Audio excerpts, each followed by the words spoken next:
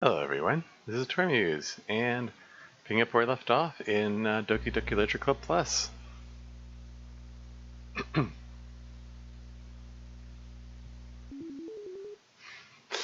Last left off, we were still going through the side stories. We're just in the middle of the balance, the Sari and Natsuki side story, and looks like things are building up to some kind of confrontation. Sari's kind of smothering Natsuki. I believe that was the word she used, smothering. And she's not used to it. And presumably they're going to try to find the balance in finding what's the right level of friendly contact between them. So, yeah, well, let's see where this goes. Yeah, I did say yesterday I wanted to try to start the stream earlier. I mean, it's a little bit earlier. I mean, it's at least before 1 a.m. and it's still after midnight. I would like to do this earlier. Like, even earlier. Earlier? I don't know. Anyway, there we go. Throat's still rough. It's lunchtime. Sari, who usually buys her lunch, is making her way to the cafeteria like any other day. The clamor and bustle of the students is drowned by Sari's impeccable skill of zoning out. However, her imagination is momentarily interrupted by the glimpse of a familiar pink-haired girl. In her imagination? So when she's zoning out, she isn't just, it's not like her mind is just going blank. She's imagining things. I wonder what goes on in her head when she zones out then. I wonder. Anyway. Comes a familiar pink-haired girl. Hey, that's Natsuki. I never run into the other club members that run the school. Uh-oh. This can already be bad. Natsuki! Sari stands on her tiptoes and waves. Natsuki, who's busy walking and chatting with her friends, doesn't notice Sari at first. Then she glances over in Sari's direction. Sari waves enthusiastically. Considering what Natsuki's friends have shown themselves to be like, this could be uncomfortable. Following her friends, Natsuki quickly ducks around the corner. Hey! She definitely saw me. Oh no, Sari's going to be hurt now. Monika is the first to arrive to the club meeting, then Natsuki. Sari, having glanced through the window to see Natsuki already inside, is unable to work up the courage to enter. Natsuki's been so distant with me. I was stupid to think she'd ever want to be friends. Oh no, don't go there, Sari. She only got excited because she got to share a manga. Aside from that, she doesn't even like me. I should just go home today. Aw, no. Sorry, but do you plan on going inside? No. Why? I'm sulking. Oh. Well, I'm sorry for bothering you. Excuse me. No, don't leave me. Oh, I'll stay here then? I don't want to go in. I'm afraid of bothering Natsuki. I saw her at lunch today, so I waved and called out to her, but instead of saying hi, she just ran away from me. Really? Not bad. Considering that Yuri's already been a victim to Sari's smothering behavior, this should be interesting. Hey! I'm sorry, that was a joke. It just sounded like something stupid that I would do. I'm from anxiety. From anxiety? Well, I just don't like attention, being drawn to myself. Oh. Well, that makes sense based on the person you are, but Natsuki isn't shy like that at all. I thought we were friends. It feels like every day she's just trying to distance herself more instead of get closer. It makes me feel like she was only spending time with me during the club because I was reading manga, but she doesn't actually want to be friends with me. Well, I feel like I'm missing a lot of context here. Was she in the middle of anything when you approached her? No, she was just walking with her friends. With her friends. Yuri pauses for a moment. Yeah, I mean, different social contexts can make that sort of thing awkward. I have a past girlfriend who had really struggled with that sort of thing. The whole concept of meeting different people in different contexts. Like, I don't know, like the concept of introducing me to her friends or either one of us to the other's family is just weird and difficult for her. I mean, she's a very introverted person, more introverted than me in some ways. So, but yeah, like I don't know. She I know that she just one. I remember one thing that she talked about, that what am I trying to say here? Sorry. Trying to express half-formed thoughts here.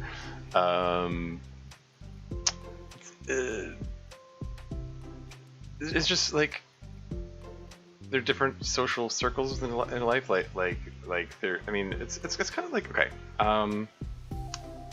It's kind of like when I go into work. My mindset is in work mode, and I sort of function as a different person in that sort of that setting. And having a friend that I know from somewhere else walk in is just, I don't know, it's just weird. It's like I have to shift mental gears. I have to be in a different frame of mind when interacting with friends compared to interacting with coworkers. Like, just as an example, you know. And I think some people struggle with the overlap between different social groups more than others, I guess. I mean, so basically, it's another issue that's compounding the already existing issue of someone smothering Natsuki. Like, she's like, nope, we're not crossing that boundary now. But yeah, despite all that, like I can't help thinking it's kind of funny that Sari's having to go through this whole thing with Natsuki that she already went through with Yuri, and that trying to figure out how to reconcile those personality differences. Anyway, let's see where this goes. Yuri pauses for a moment. How do I put this, Sari? You're very fond of your friends, right? You always want to be spending time with them. Of course. I don't think there's anything more important to me. I mean, the best parts of my day are always with my friends. Besides that, I really hate being alone, so... You hate being alone? Sari nods. We're very different people. I cherish my time alone. I wouldn't trade it for anything. So I think, well, if I was trying to have alone time and it was being threatened with an interruption, then it just would not make me very happy. Yeah, but that doesn't have to do with Natsuki. She was already with her friends, not trying to be alone or anything. No, I think it's similar. It's, well, we're all friends in the club, but we have our own lives outside of the club as well. If you think about it, making new friends isn't some casual occurrence that happens on a daily basis.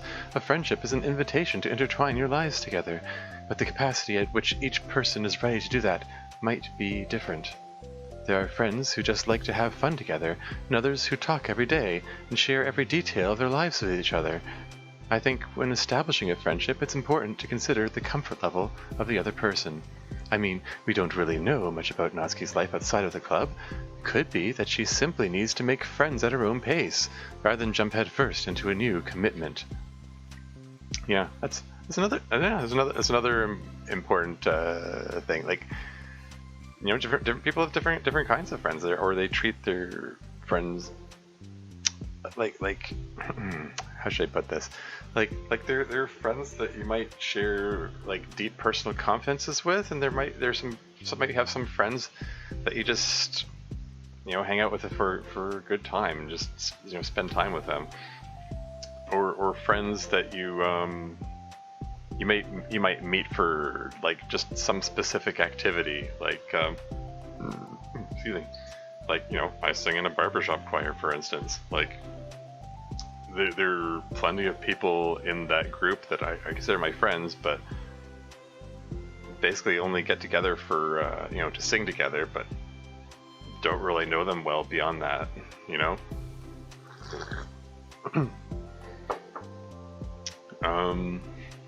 Yeah, I don't know. Different people seek friendships for different reasons, and And sometimes people have multiple different kinds of friendships, like in their own life.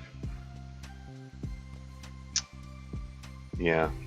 Plus, there's also the fact that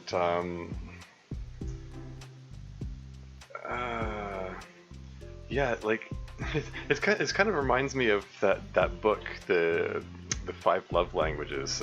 Different people express affection in different ways. Like some people do it with their words, some with their actions, some with spending quality time, some with physical touch, some with what's the other one? Oh shoot, gifts, giving gifts.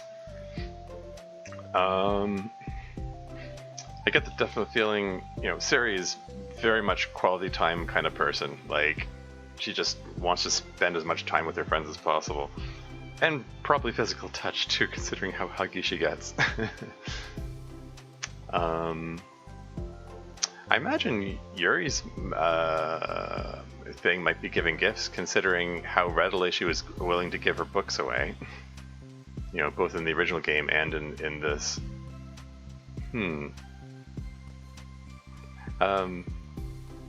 Anyway, sorry, I'm getting majorly sidetracked here, but the point is, I mean, it's called love languages, but it's not just it doesn't just refer to like romantic love. Like it can apply to all aspects of a person's life. Different people have different priorities for the ways they express affection or interpret like received expressions of affection. And yeah, I don't know. But hey, I'm just gonna move on. But that means I really was bothering her? I just really wanted to be good friends with her, so I treated her like one. Was I actually hurting her? I don't know. I'm sorry. My insight was really only based on what I understand about my own needs. Yeah, of course, Yuri, being the confirmed introvert, would really value her alone time. And Natsuki and I are completely different, so why was I so selfish? Even if all that is true, then it still means I hurt her. I think I messed up. Yuri, with you, I think I was really careful to understand your needs when I was becoming friends with you, but I wasn't careful at all with Natsuki because she already seemed really social. I just took control of everything instead of looking for the right balance.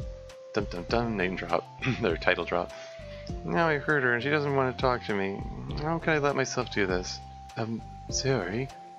I think that, well, there was one time you told me something about the way I saw things in my head being different from reality. It's easy to automatically jump to the worst case scenario, but I think it's more likely that Natsuki doesn't harbor any ill feelings towards you. So, I think if we were to realistically consider the situation and how it would cause someone to feel, I'm bad at this, I'm sorry. You're a lot better than me at the things like comforting and reassuring people. Suddenly, Sari gives Yuri a gentle hug. Aww. Sayuri confirmed. You're the best, Yuri. I'm sorry for burdening you with this. You're trying so hard for me. You're such a sweetheart. I just... It's not a burden. I enjoy listening to others.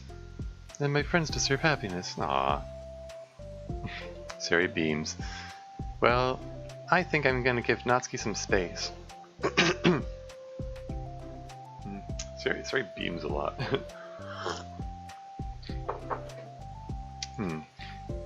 She should do what she wants. And if she does still want to be friends, then I'll learn her needs and I'll match her boundaries. Yeah, I'm sure that's what's best. I wish I didn't feel so awful and guilty. I mean, you could also just try talking to Natsuki about what her, if she's comfortable with that. I don't know.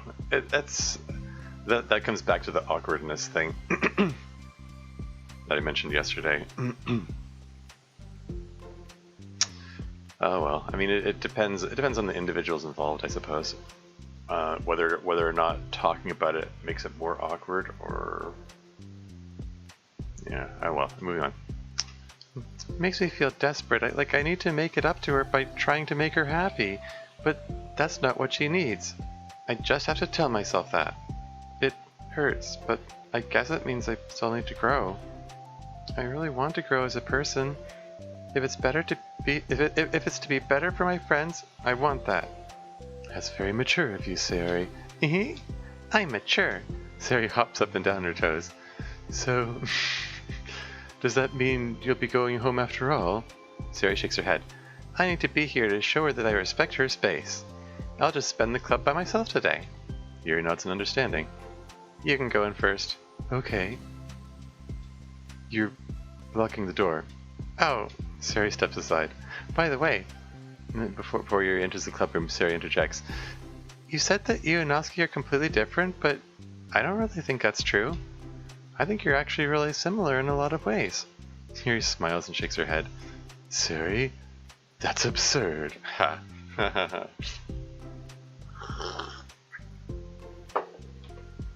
Well, I agree with Sayori. I think they're similar in more ways than they're willing to admit. Anyway, you're very silly sometimes. Yuri turns and enters the club room. After a moment, Sayori follows. Oh, hey, and I'm here to say is here. It means I finally made it to one of your live streams. It's like 1 a.m. where I live, so I keep missing it. Yeah, it's 1 a.m. here too. I just have terrible, terrible sleeping habits. My sleep schedule it just absolutely sucks. I really would like to get to these things earlier. I mean to get to them earlier. But anyway, yeah, glad to see you here. Welcome. I'm just continuing the Balance side story featuring Sayori and Natsuki. That's absurd. Oh, yeah, sure do. Yeah. Yeah. Sayori and Yuri having a little heart-to-heart there before Sayori has to... I was going to say confront Natsuki, but she's actually apparently going to avoid her. Anyway, after a moment, Sayori follows.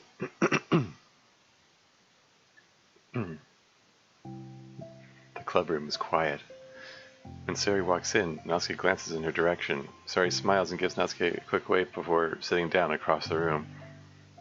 Yuri's face is already buried in a book. Sayori decides it's best to continue the manga she was reading, so she pulls it out. However, it looks like Natsuki isn't reading today. She has a sheet of paper in front of her and is tapping a pen against her desk, staring at it. Oh, is she writing a poem? Ooh, are we writing today? Monika speaks in a quiet voice, unwilling to disturb the peace of the club room. She kneels down at Natsuki's desk. Hey!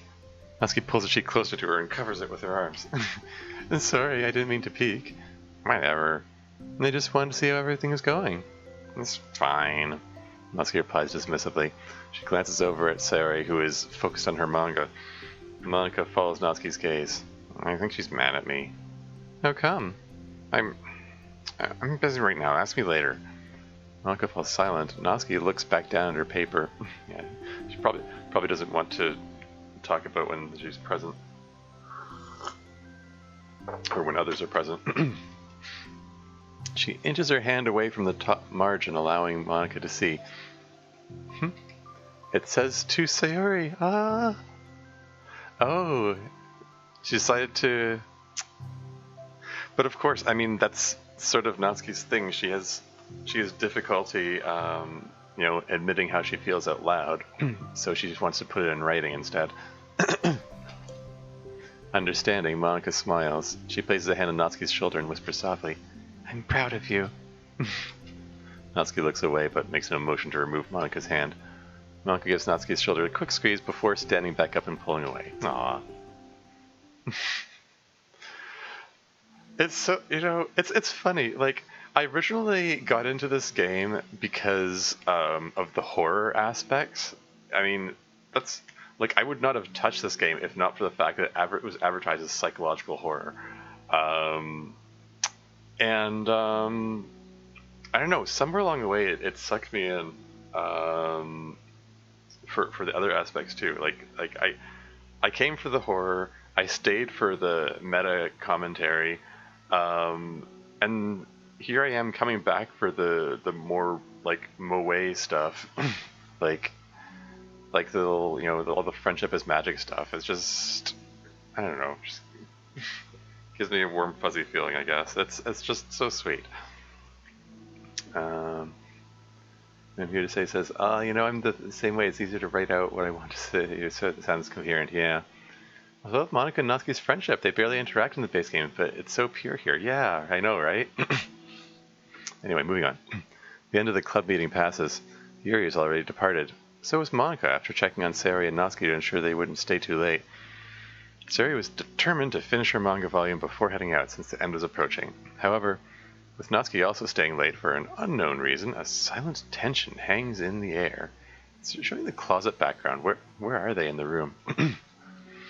After finishing the volume, Sari brings it to the closet to put it away. She slides it back onto the shelf while Natsuki watches. Then Natsuki gets up and pulls it back out in order to return it to its proper location. Whoops. Sorry. I didn't know where it was supposed to go. It's fine. The two fall silent again, avoiding eye contact. Oh. They both look like they're about to say something, but neither can break the silence. A moment passes. Ooh. Speaking of awkward moments. Well, I'll be on my way. See you tomorrow. Sari turns away to hide her pained expression, then walks away from the closet. Aww. If there's any proof Natsuki no longer wanted to be friends, this was it. Defeated, Sari carries herself out of the club room. Aww. Once in the hallway, Sari takes a deep breath and hits her palms against her cheeks to clear her head a little. Suddenly Natsuki's stammering voice calls from behind. Natsuki? You know, I thought that this door here was the door to the club room. I was always the impression I got from this background, but they just did it twice. Like, I mean, when Sari and Yuri were here together, like Sari was on this side, and Yuri said that she was blocking the door. So I guess the door's supposed to be on this side, and same thing here. Like Sari's standing here, and Natsuki presumably just came out of the club room from this direction. So, oh, my life is a lie. I guess this isn't the door to the club room. The door to the club room is off here somewhere. Oh well. Natsuki? Startled, Sari turns back around to face Natsuki. Oh, CG. Oh. Natsuki fidgets and anxiously continues with the shaking voice. Hey, Sunder's here. Welcome. Welcome to the stream. Good to see you. Oh. Natsuki getting all anxious and uncomfortable and awkward about this confrontation with Sari. Anyway, Natsuki fidgets and anxiously continues with a shaking voice. I have a lot of things to say. Me too. But you go first. And then if you say I never noticed that, that's weird. Oh, you're referring to the sides? Yeah. Maybe. Natsuki bites her lip and can't stay still. Oh, first of all, she cuts herself short, struggling to continue. Trying to force the words out, she stamps her foot and hops up and down a little. I'm sorry for the thing I did at lunch, and I'm sorry for just being kind of mean lately. And it's really hard for me to, I'm not good with things that make me uncomfortable. Especially when it comes to, like feelings and stuff. So, face burning, Natsuki clams up again. Oh, she's blushing. Is she meant to be looking at the camera? Or just generally looking off to the side? Instead of continuing, she simply holds up a sheet of paper for Sari to take. The best place in the world. I love my bedroom. It's full of bright colors and soft things. The sunlight shines in and makes everything sparkle. It's the best place in the world. It has all my treasures, all my books, all my collections, my memories. All of my dreams were born in this room. It's the best place in the world. It has all my secrets, all my failures, my fears, my feelings. Sometimes it feels so fragile that the door will break at the slightest touch. But it's still the best place in the world. But when someone knocks, I get scared. I brace my arms against the loose hinges. Please don't break. Don't come in. I'm not ready. It's my best place in the world. The knocking won't stop. I block the door with furniture. An eye peeks through the keyhole and I panic. I'm trapped in the best place in the world.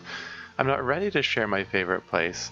I need to clean my secrets and make my bed to hide my nightmares. I need to touch touch them, to put them away, to see them again. I have so much to do and I'm scared, I'm not ready, but it's still my favorite place. I still want to share it, however long it takes. If you wait patiently, I'll eventually open the door and I'll show you the best place in the world. Aww. Did I get in see? I'm not gonna look at the camera. Yeah.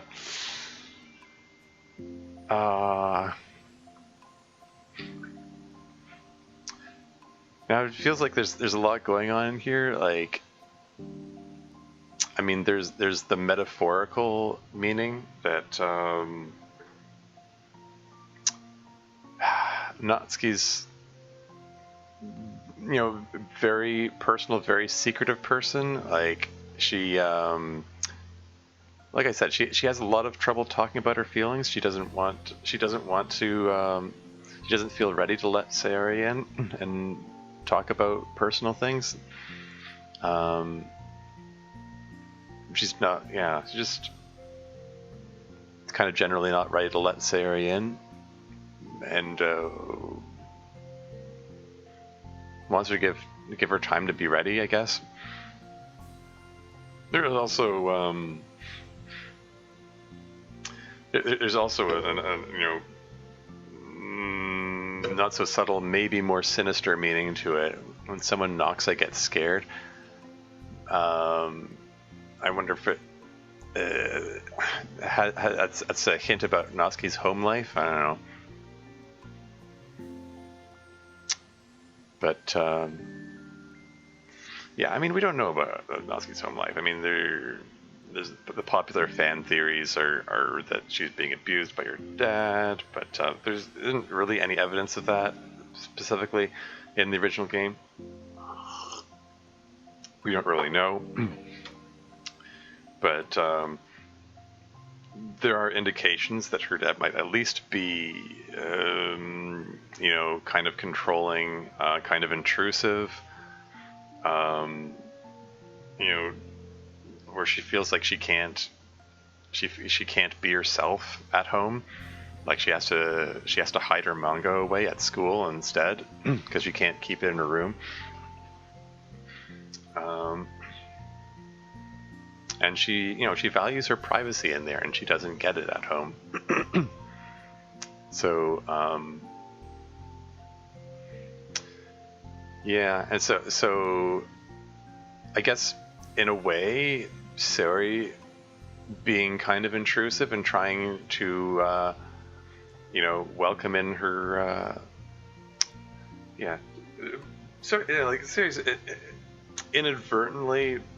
Sort of kind of doing the same thing her dad does in the sense of being intrusive, and like Natsuki her instinctive reaction is to withdraw, but she knows that Sayori is being friendly, so she's trying to fight against that.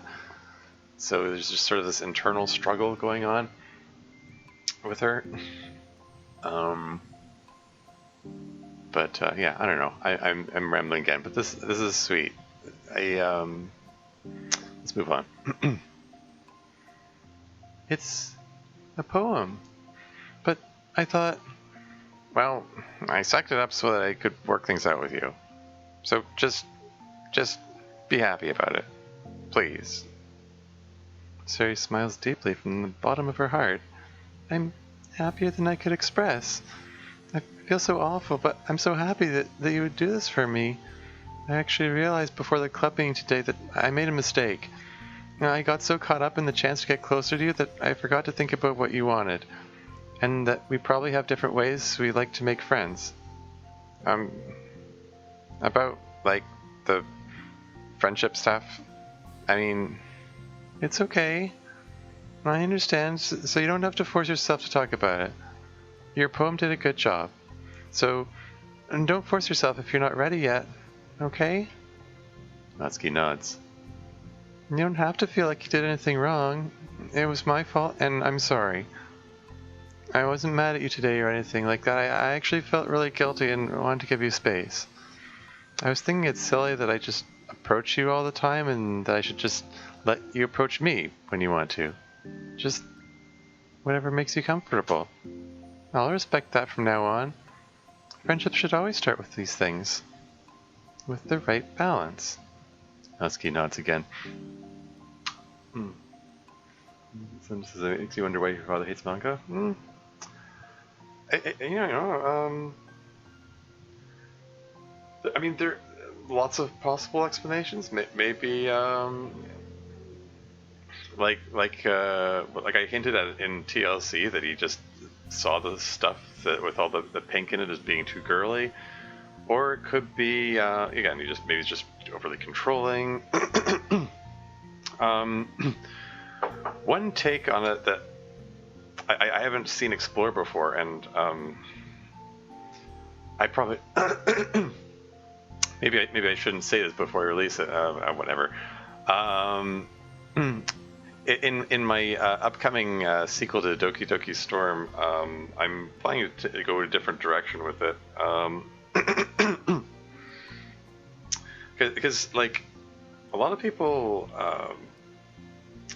in the modding community and the fandom, they hey, Devil's here, welcome. Lurk away.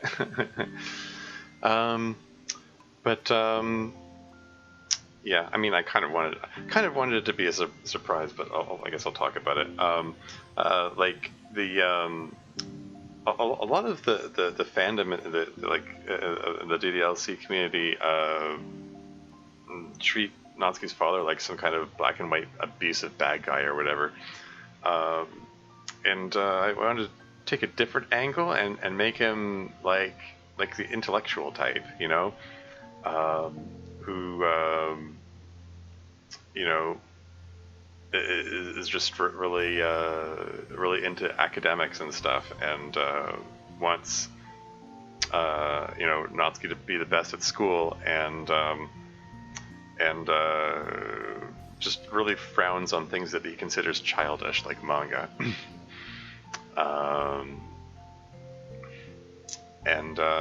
Yeah, just wanted to consider it from that angle. It also gives potential for Yuri to have some interesting interaction with Natsuki's father, because Storm 2 is going to be there's going to be a lot of Natsuri in there. Congrats, you got 220 subscribers now. Yeah, hey, I was impressed when I broke 200. To be honest, I'm like, wow, people subscribe to me, huh? Wow, huh? Continually surprised by that. That's just, you know, I guess that's just a depression talking, me being too hard on myself. Seriously, Suichi's pretty much the MVP of these side stories so far. Yeah, pretty much. She is kind of the focal point in these a lot, isn't she? Easy. Anyway, moving on. Natsuki nods again. One thing about that, well, I don't want to have to approach you all the time either. I just want it to be balanced, like he said. Sari nods. I understand. Natsuki's still giving her the invitation to come over sometimes. We'll make sure of that together then. Aw. Well, anyway, now that the two of them have found common ground, Natsuki finds it easier to speak more freely again.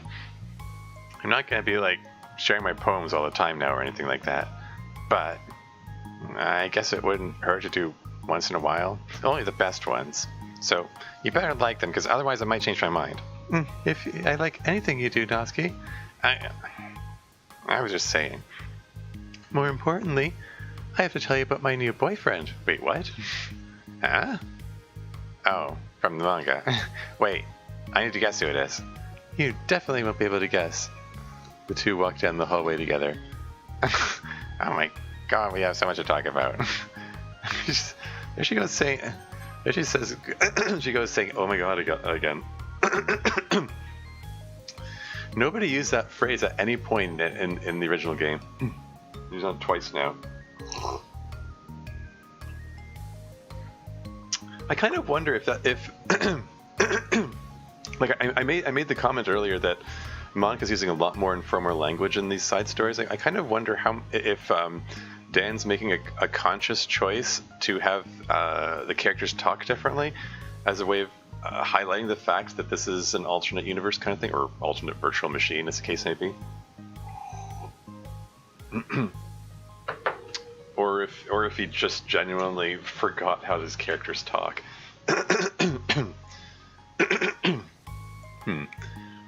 Yeah, they touched on Natsuki not wanting to approach all the time. I usually end up being that person, and it makes me feel like I'm chasing people. Yeah, understandable. Darn. I should have told you to save the last 2 chapters so I could see your reaction to the big reveal. Aw, you want to enjoy it with me. That's so cute. Oh, shush. Aw.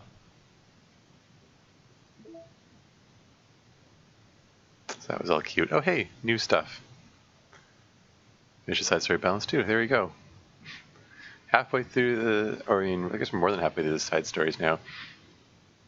Oops. But yeah, some promotional art there. Hey, and there's that's cute.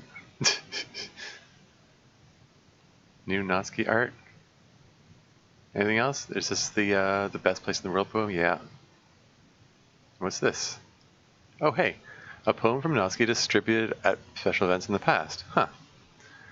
I named my pen the Expression Express, my feelings aboard with a ticket to you. No room for stammers, no lies, no extra stops, no compromise. Station screaming by, attendants saying hi. 1 ticket to you, please and thank you. Take a headphone and doze, no bumps in the rails, just thumps in my heart. And loops in my letters, and clouds in the sky, and dreams in your eyes. Hey, wake up, the train has arrived. Expression Express, destination you. Choo choo. Choo choo spelled CHUU, as in like I've seen like I think that's like Japanese onomatopoeia for a kiss sound.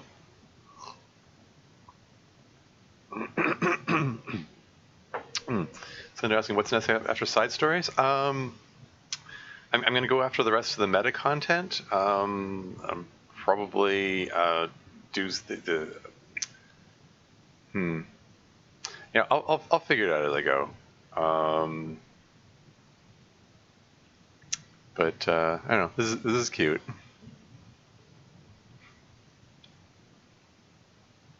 It's this is Natsuki's version of a love letter. That's adorable. And there's Sayori and Natsuki together. Aww. Natsuki's blushing. Nothing else new? Okay. Cool. Okay. Next up, we've got Reflection featuring Yuri and Monica. Here we go. Am I bothering you? No. Okay, just checking. It's hard to tell since you always look so into it when you're reading. It makes me scared to interrupt. Well, it's within my expectations to be interrupted when I read here. It's mainly when I'm by myself that I don't like it. That makes sense. I guess if you're here in the first place, then you're more ready to socialize, even if it takes a little bit of prodding. It's not so bad to be social if I let others do the work, so it can be healthy to put myself in a social environment every now and then. If I let others do the work. It's funny. I haven't seen this poem from Natsuki. It's so sweet. Yeah. It's mostly difficult when I don't know anyone, or there are too many people, or everyone is being too silly for me to keep up with. Yuri glances across the room at Sayori and Natsuki. Sayori has her head cocked back and her mouth open, trying to catch pieces of a cookie that Natsuki is lobbing into the air, but the pieces keep bouncing off her face and hitting the floor. Okay, that's also adorable. Maybe I should say something. No need. They just ran out of cookie. What a waste. They've really become good friends, haven't they? I'm happy. Sayori seems particularly good at making that happen. But the two of them are both on the energetic side, so I suppose it works out well. Subtle shade from Yuri, yeah. Yeah, come to think of it, you and I haven't had many chances to talk one-on-one, have we? Though that may be partially my fault, since I'm supposed to be the one engaging club members. Not at all. I've probably formed a habit of drawing minimal attention to myself. Responsibility is equally on me, at least to display some openness to engage. Well, what about during times like lunch? Do you meet up with friends? I just read. Oh, but I like it that way. It feels nice to be carried off again after a morning of classes. Carried off again after a morning of classes. Do you always read fantasy? Oh, not always. I suppose it's all I've read recently, but only because I'm in the middle of the series. There's still 2 more books after this one. I guess those long books suit you well since you spend so much time reading. Oh yeah, incidentally, I did look up Annabelle Dupont, the book that you're supposedly reading, and it didn't turn up anything besides like Instagram accounts and stuff. And I tried using other search terms like Duskbell, because that was the title of the book that she gave to Sayori. It didn't turn anything up. I also searched for Everlast Saga, because that was the other title, because it said Duskbell, the first book in the Everlast Saga, and that didn't turn up anything either. I think it's a fictional series. I think that's just something that Dan Salvato made up. Somebody said that there was a real author, but I'm not seeing evidence of it. I mean, I don't know. So this is, I can picture that moment between Sari and Natsuki really sweet, yeah. Anyway, moving on. I guess those long books suit you well since you spend so much time reading. Well, fantasy may be my favorite, but after that I'm more or less indiscriminate to the genres. I'll read anything with depth and maturity. Oh yeah? Even like romance? Well... Uh-oh. Is Monica flirting with Yuri? Eureka confirmed? Well, there are a lot of books that have elements of romance in them. Oh, come on, Yuri, you know what I mean. Monica lowers her voice. It's a guilty pleasure of mine, so I won't tell anyone if you do too. Monica's into romance novels. Are we talking about like the kind of romance novels like that have like sexy times and stuff? Sandra says, I can actually visualize a lot of that kind of stuff. It makes writing all the more easy to read. Cool. That's cool. Anyway, moving on. Monica outing herself as being into romance novels. Maybe more when I was in middle school. Oh, an admission from Yuri? I mean, I was really lonely and people were mean to me a lot. Aww. So it kind of felt like, please don't make me think about the past. Oh no. Sorry, I just got super curious. You know, we should totally pick out a romance novel to read. That would be so much fun. Oh really? Oh wow. Weird to say. She seems like the kind of person to be into romance novels, being the hopeless romantic she kind of is. Yeah. And I can see Yuri being curious about romance novels because, you know, being the loner type she is, she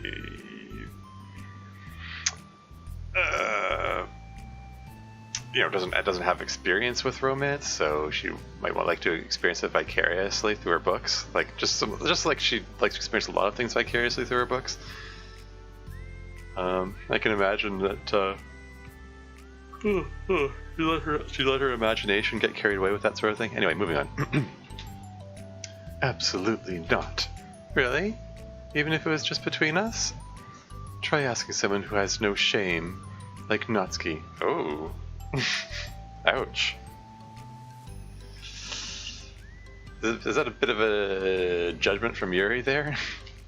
Ouch. Sorry, I swear I didn't mean that.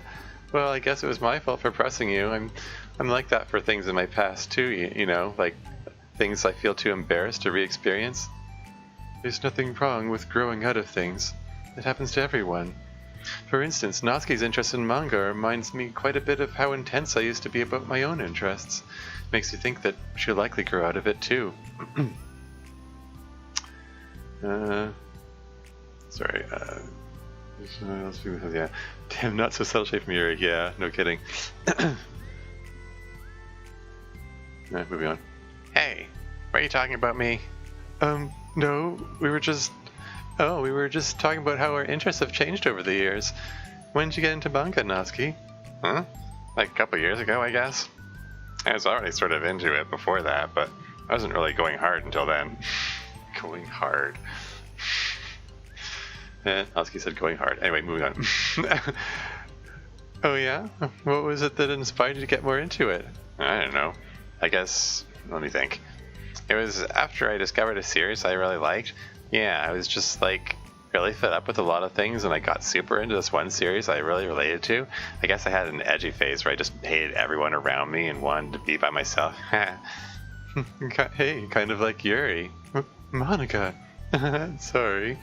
That's completely wrong. So, it's still cool that you both really found your thing.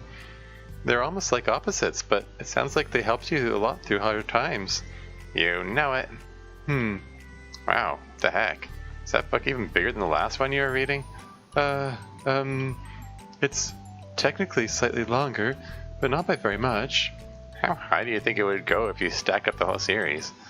Natsuki estimates by holding your hand high above her head, sizing up an imaginary stack. I should get one of those mangas that's like 50 volumes long so that I can say I've read more than you. Ha! Not that I have the money for that. Reference, here you go. There's a reference to Natsuki's spending money there. Please, I would hardly count when your books only have a few words per page. Ouch. More not so subtle shade from Yuri. I know, I was just joking. I can never actually read books like yours. It's too boring for me. Yuri shoots a glare at Natsuki. Uh-oh. It's not boring. Chill. I said for me, not for you. I can have my own opinion. I just think it's too convoluted. Monika's had this been frozen in this posed expression for a while. Sorry. Are those from the floor? Oh no, she's eating the bits of cookie off the floor.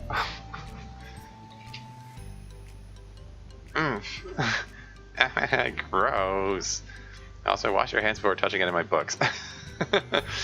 But my hands aren't dirty. Just do it. The oils are there, even if you can't see them. Fine. That's interesting. I thought that Yuri was the one that was conscious of skin oils.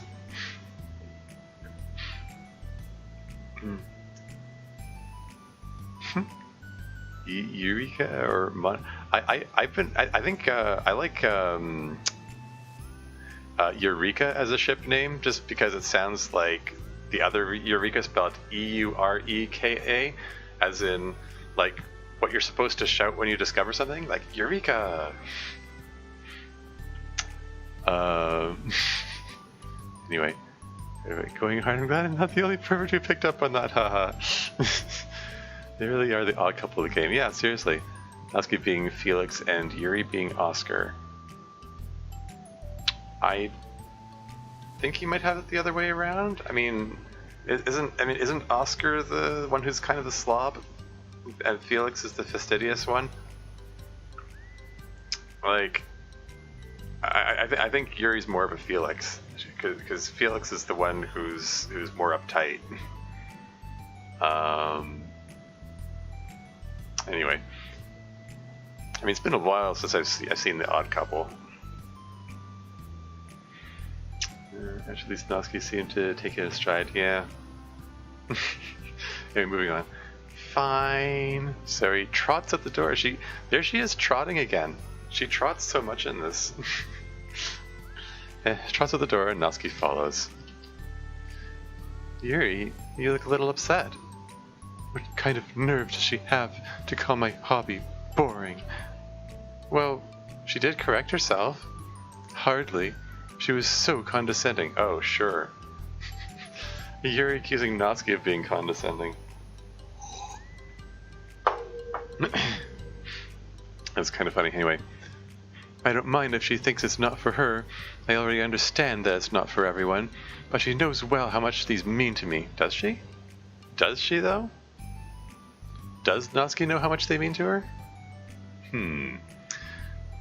I mean, if she does know, then that means there must have been some conversation that we weren't privy to. Anyway, so how about just leave me alone instead of needlessly telling me the things you hate about it? I suppose they did have Yuri did do that presentation about fantasy that happened off camera. Did you see that? It's like that oh sure from you 8 by 9. Yeah. Anyway. Moving on. I'm sorry, Yuri. You may be right. This won't be the last time people have strong feelings about what they like and don't like, especially in the literature club, so I should figure out how to mediate discussions to keep them positive and constructive. For the record, I've always been impressed by the level of creativity in your books, and also your ability to get through them so quickly. Thank you. Okay, well, this is something that I'll have to think about and revisit. I'm sure I can help Natsuki find some common ground with you. Common ground isn't necessary. I just wish to be respected. That, then. Either way, I'll do my best. I'm skeptical when it comes to Natsuki. I trust you, Monica, but I'm skeptical. And Ashton's here. Hey, welcome. Welcome to the stream.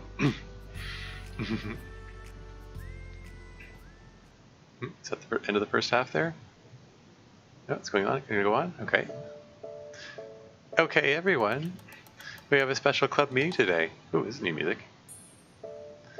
As you know, the Literature Club is a place where we get to share things that we're really passionate about. But that also means we should be mindful of how we respond to each other's feelings. I think we have a chance to turn our differences into positive energy for each other. Aren't you being a little dramatic about this? This is important to me. Well, sorry, I just feel like I'm being accused of something. No, I'm not accusing anyone of anything. I'm sorry if it came off that way. But our conversation yesterday made me reflect on the powers of language, and I thought it would be a good topic for the Literature Club. Don't you? Don't you think? I'm sure we're going to have differences in opinion a lot, so I need to make sure we're prepared to keep a positive atmosphere in the club. If you say so. Sure. The cool thing about language is that it gives us a lot of different ways to express the same idea or emotion. We have a lot of control over how we want the other person to feel when receiving our thought. This goes for poetry, narratives, casual conversation, basically anything. For example, Sari, what's your favorite food? I have them organized by category. Should I start with snacks, or do you mean full meals? Should I include breakfast? She has her favorite foods pre-organized. That's awesome.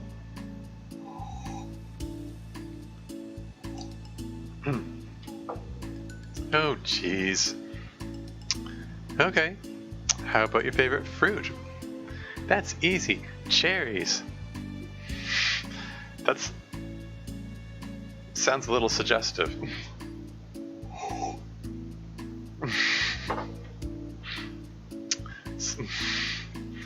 Something popping cherries. Okay, moving on. Really? I always thought cherries tasted nasty. What? Cherries are delicious. Whoa, that's a pretty strong reaction. Well, I just don't understand how somebody could think cherries are nasty. How does it make you feel? I don't know, sad? Defensive, maybe. Yeah, I got defensive. See, the reason you had such a strong reaction wasn't just because I don't like cherries. It's because you felt like your opinion was under attack.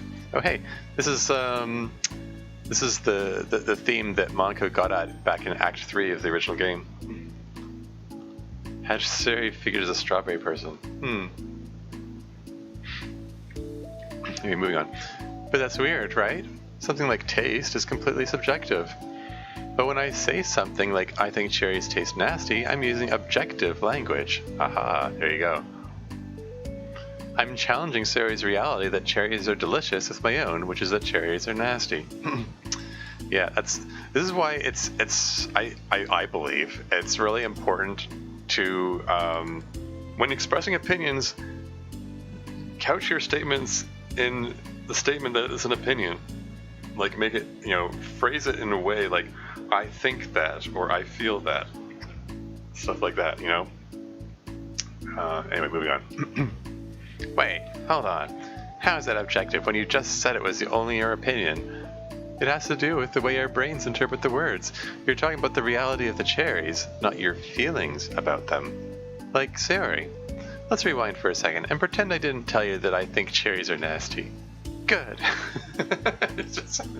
She's like, Sayori's is like really ready to go on with that. Like, yeah, don't say that cherries are nasty. So, what if instead of that I said, like, I've tried cherries and they're not for me. It's not the kind of flavor I enjoy. Well, that's fine. As long as you don't call them nasty. Nasty is a nasty word.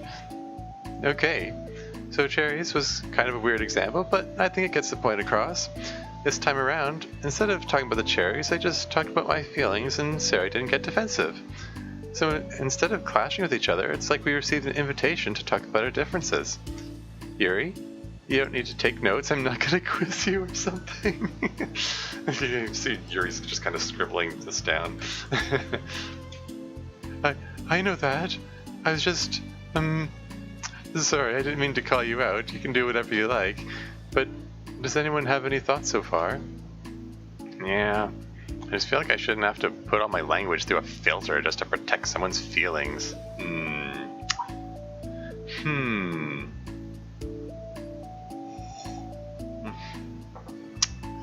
Yeah, I mean that's the kind of thing. It's a point of contention for some people. Like, I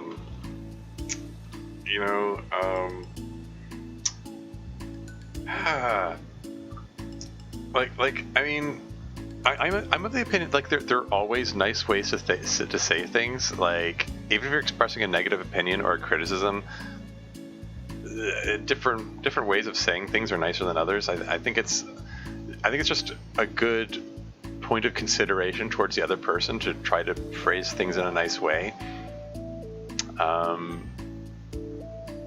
Like some people, they'll say really mean things and say, quote, "I'm just being honest," unquote. And it's like, you can be honest without being mean about it. So I don't know. Some people really take issue with putting their language through a filter like this. I mean, I don't know. There are ways around that, but anyway. Oh, there's lots of comments coming up here. That says, yeah, I don't know. I kind of agree more with Natsuki than Monica here. I get that people can read too much into something that you say is an opinion, but still just an opinion. Yeah. That's the thing. Like, that's what I'm getting at. Like I said, there are ways around that. What am I trying to say here? Like having that understanding ahead of time that yes, this is just an opinion is helpful. I think it's also helpful to err on the side of caution when talking to new people about how you express your opinions. It's situational. It kind of depends. Food we've had. Love food too. Still can't get over how everyone is happy. Yeah. Cherries are nasty. Sure, that's subjective, and there's a better way you can say that. I think cherries are nasty, though.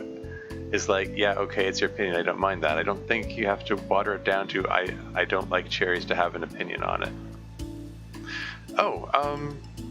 Yeah, no, I don't think you have to. I don't think you have to water it down that much either.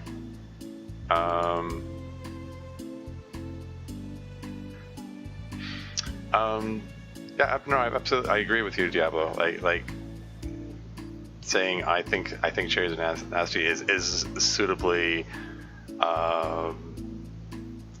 subjectively modified version of the expression of that opinion. In terms of making people not get too defensive about it. If people don't care what you say, they'll still go off on you for something like that. Some people will. I mean, some people are like that. But yeah, You say this. I definitely appreciate the idea of a filter. I know that an opinion is ultimately an opinion, but taking into account context, tone, etc., it can sometimes feel more like an attack. Yeah. Yeah, you know, that's as a kind of recent example, I probably shouldn't be bringing this up. I shouldn't open up full wounds or anything. But I recently had a very public argument with Halle Babica, author of the Take Two mod, because the way he expressed his opinions about my own mod, like he's very opinionated. He has his ideas about you know, like what the canon should be, or how much mods should adhere to the canon, and that's fine. He's entitled to his opinion. That's absolutely perfectly fine. I don't mind. But he has a habit of stating his opinions as though it's objective truth and not just his subjective opinion. You know, and that rubbed me the wrong way, shall we say. I mean, you can probably tell from the way the argument went.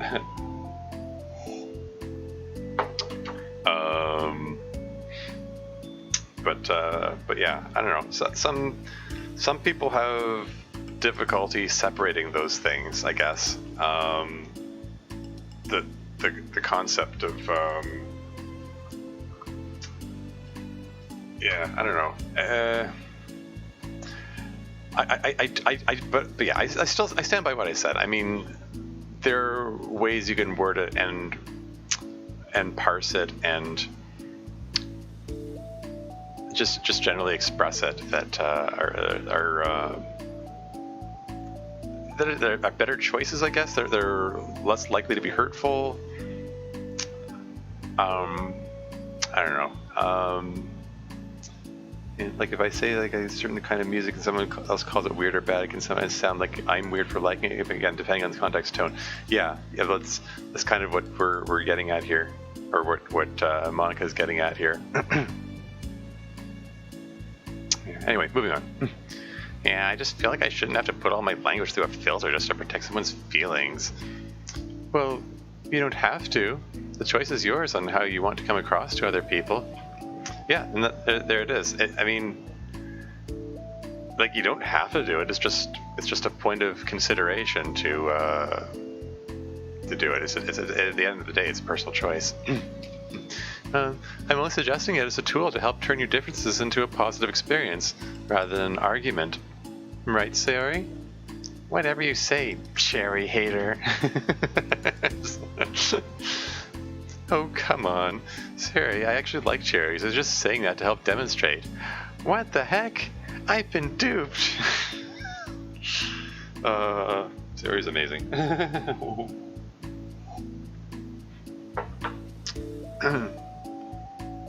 Just makes me think about how I should act towards people that I'm introvert. Well, I mean, often, I mean, how you should be acting. I mean, I don't like to use the word should. I mean, should is a shaming word. Like, oh, you should have done that. It's everything is choices, you know.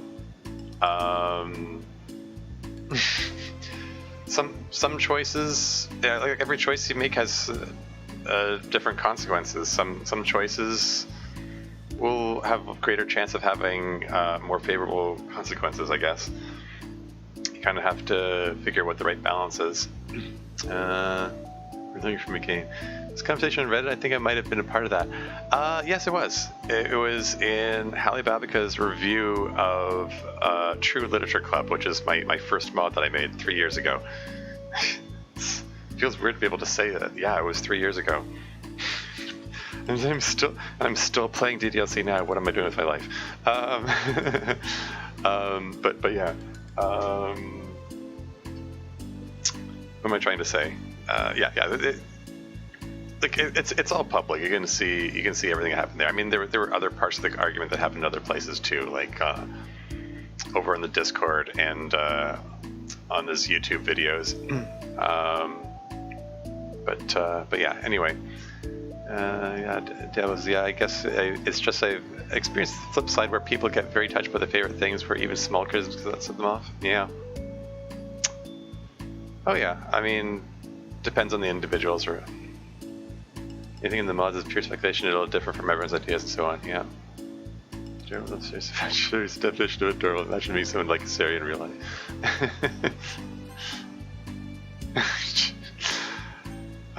Sari's so cute here. Anyway, I've been duped. I'm sorry, I'll make it up to you later. Oh, make it up how, I wonder. How about a cherry sundae? You are welcome to dupe me anytime, my beloved president. That's hilarious. Sari's so easy to win over. Buying your people's loyalty, how deplorable. Oh, like you would turn down a free sundae, Yuri? You're certainly a fan of those cupcakes I brought in the other week. Aha! Cupcakes confirmed. She did. This is the first confirmation that Natsuki brought in cupcakes. Oh yeah. Yeah. Sorry. No, I didn't look up Izuku Afton. I'll do that later.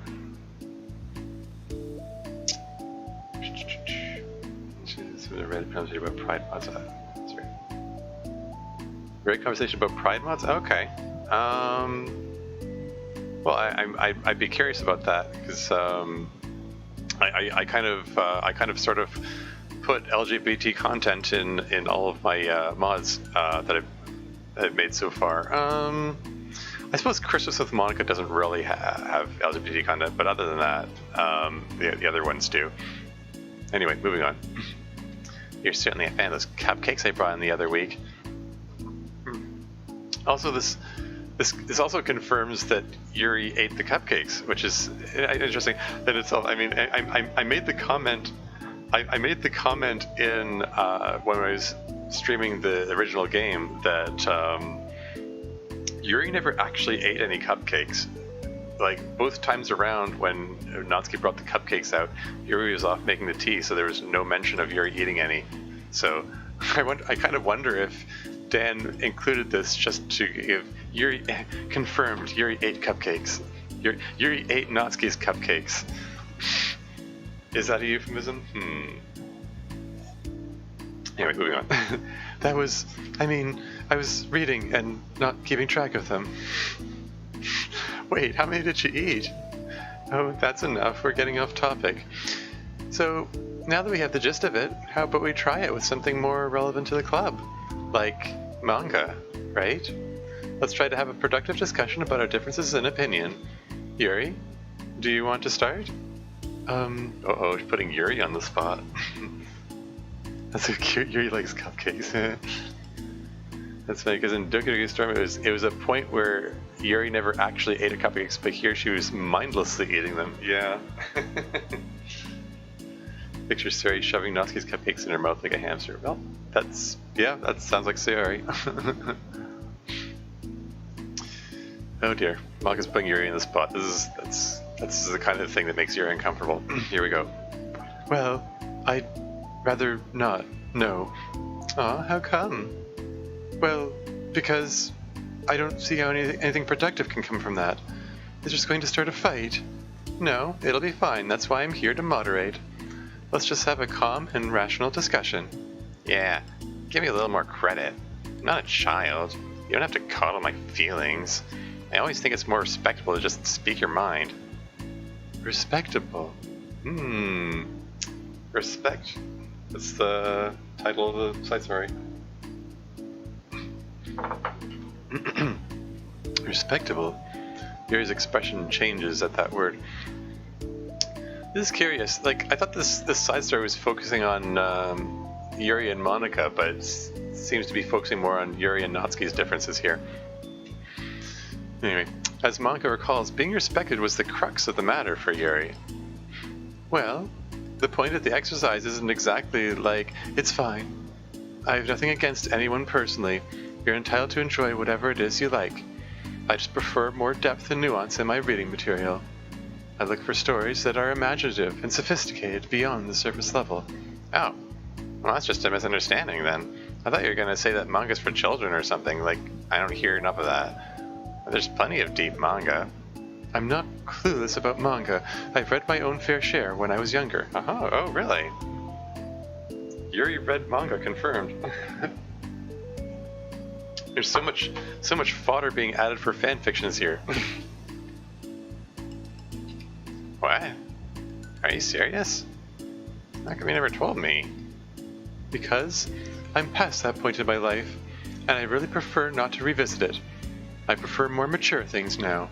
Excuse me? Oh, okay, hold on. Can I jump in here? Let's try to keep things subjective. Because if you imply that manga is immature, then aren't you implying that someone is immature for being into it?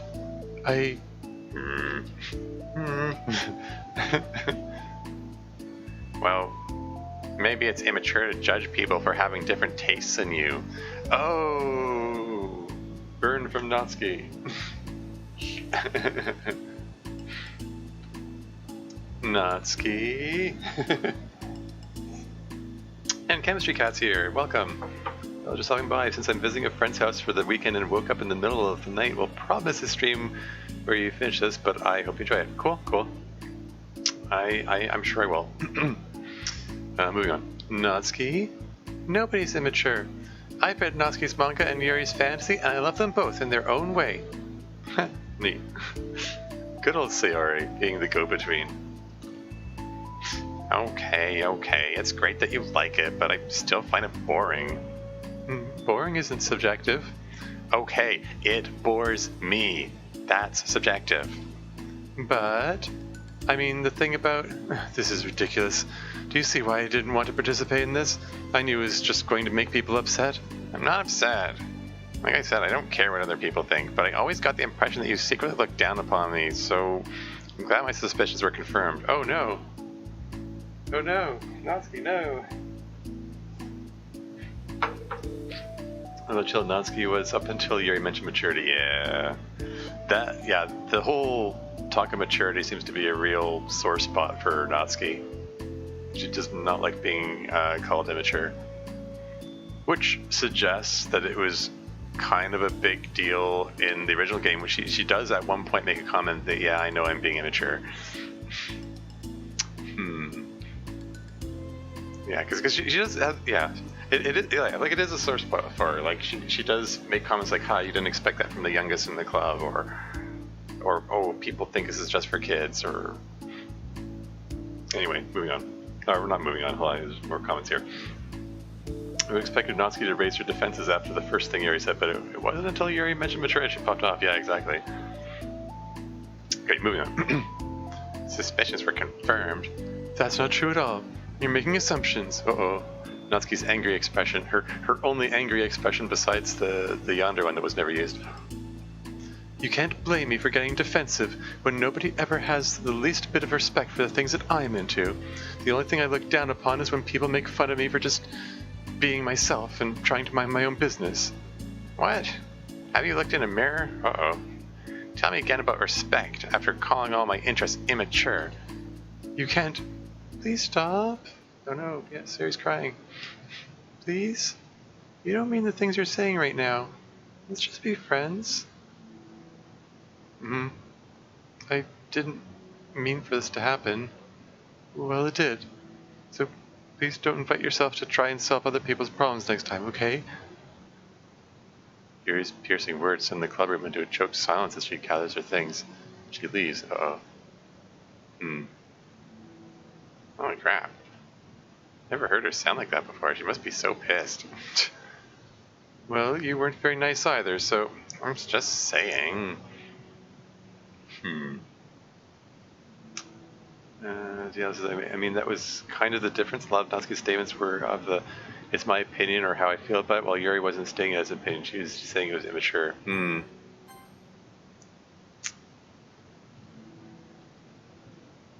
Yeah. Yeah.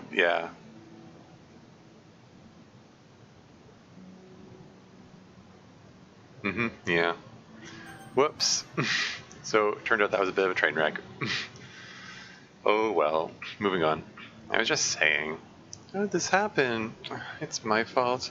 Yuri wasn't wrong. I shouldn't have tried to moderate a conflict when I know how bad I am to deal with conflicts. It was a really stupid thing for me to do. It's nobody's fault, and it wasn't stupid. Everyone in the club is a nice person. Nobody would have expected this. But I guess we're sensitive about the things we really love. Honestly, she kind of brought it upon herself. Like I said, I don't care if you're not into manga, but if you actually look down on other people for it, that's kind of the point I was trying to make in the first place. Yeah. I read Coraline, does that count? I am not familiar with that. Moving on. It's kind of the point I was making in the first place. It's not about sugarcoating things, it's about just recognizing and understanding our differences. Okay, but here's the thing about that. Yuri actually looks down on me. It has nothing to do with her word choice or anything like that. So I see what you're trying to do, but I really think the problem here is her, not just like the way we talk to each other, right? I mean, Yuri isn't like that. She's a lot sweeter than you're giving her credit for. I'm sure she'll be reflecting on this. I actually think everyone should. It'll be fine. I'll figure something out. Wow, I'm just, like, saying that instinctively. I'm just setting myself up to cause more problems. So it wasn't your fault, manga. You don't have to beat yourself up over it. I never noticed how she doesn't say anything when the manga implies that she's inadvertently calling Natsuki immature. Yeah, she didn't reply. She didn't try to, like, backpedal and adjust what she was saying, even when Natsuki was adjusting it, what she was saying. Almost like she really did think her mature was, yeah.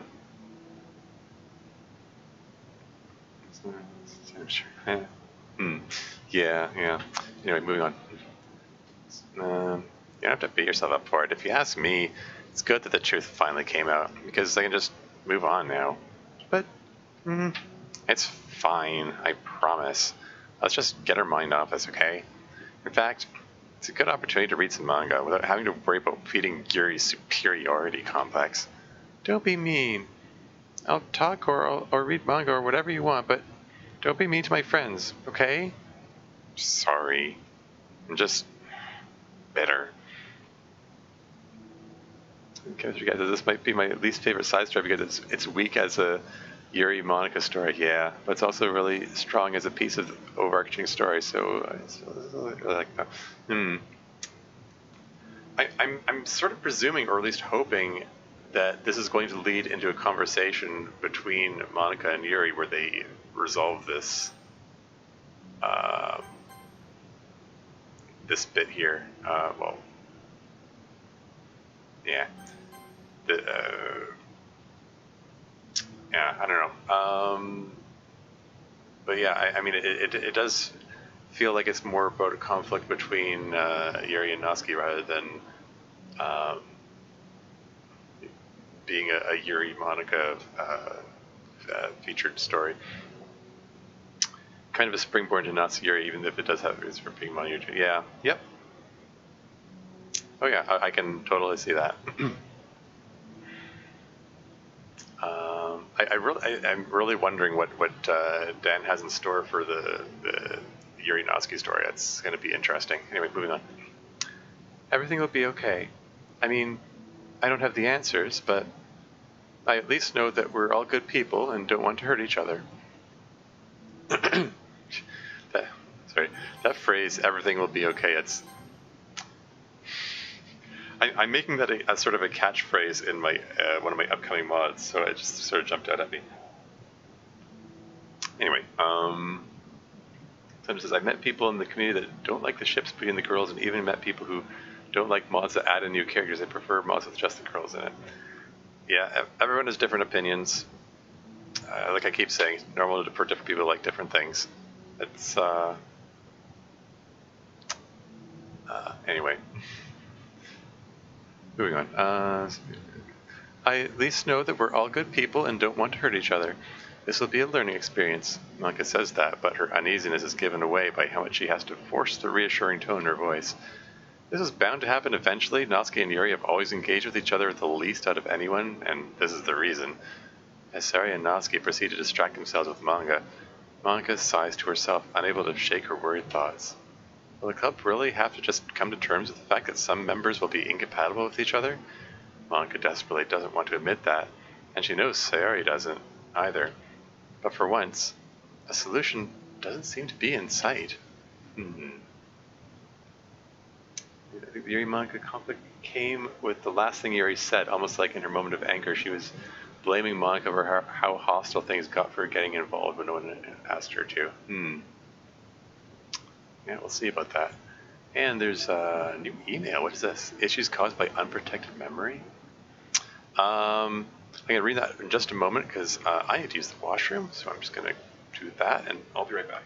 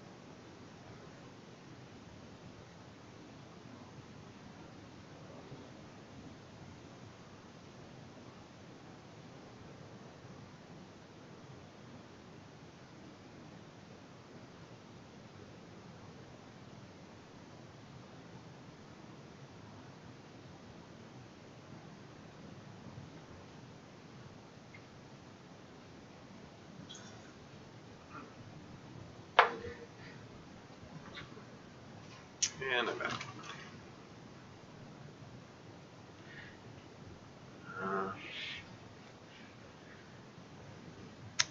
Yeah, okay, alright, here we go.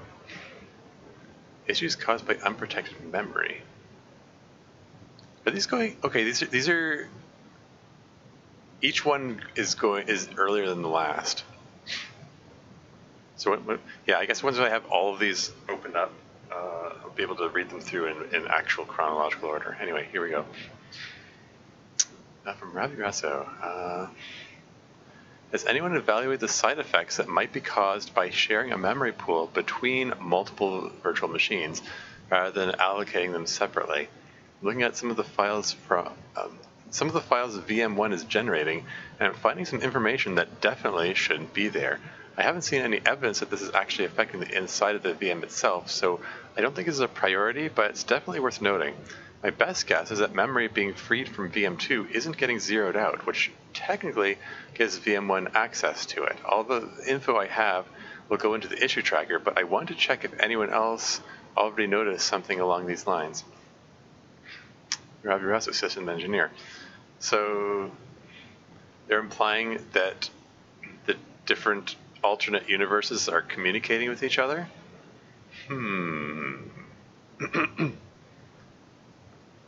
Are the Monicas talking to each other?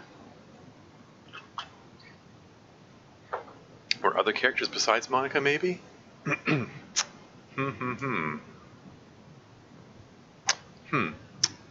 don't know. Is there new music? Oh yeah, there would be new music, wouldn't there? Anyway, let's move on. So, Reflection, Part 2. Here we go. See how Monica, Yuri resolve this. A new day arrives. Sari arrives at the club room earlier than usual, that is, not late. As she enters, it appears to be empty still. Excuse me. Oh, hey, YouTube did the thing where the whole bunch of chat messages appeared at once. It's a miracle that 5 of the 6 handle all the things side stories are trying to do so well. There's bound to be a weak link somewhere. Yeah. Wait, hold on. I think there are more messages here. Oh, wow. Oh, dear. Hold on, bear with me here. Read that one already. Toss up between Sayonatsu and Mana Yuri for my least favorite. Oh, yeah? They're more 8.5, 10 than 10, 10, kind of like the best ones, yeah. I think so far, I really liked the, I think the Sari Yuri one was my favorite so far. It's mostly because like Yuri's the character I find I relate to the most, and seeing her introduction was just I don't know, it's just kind of a treat for me. It was kind of neat, and just seeing how all of Yuri's insecurities and self-loathing and stuff were represented there was just I don't know. I just found it really emotionally affecting. So that one's my favorite, I think. Least favorite, I don't know. I guess after the Sayori Yuri one, like Monica Natsuki felt a little weaker in that. I guess I don't know. The Monica Natsuki and Sari Natsuki ones, they felt a little weaker because they're in comparison, because they weren't coming from a place from such deep emotional pain as the Sari Yuri scene or the Monica Sayori scenes.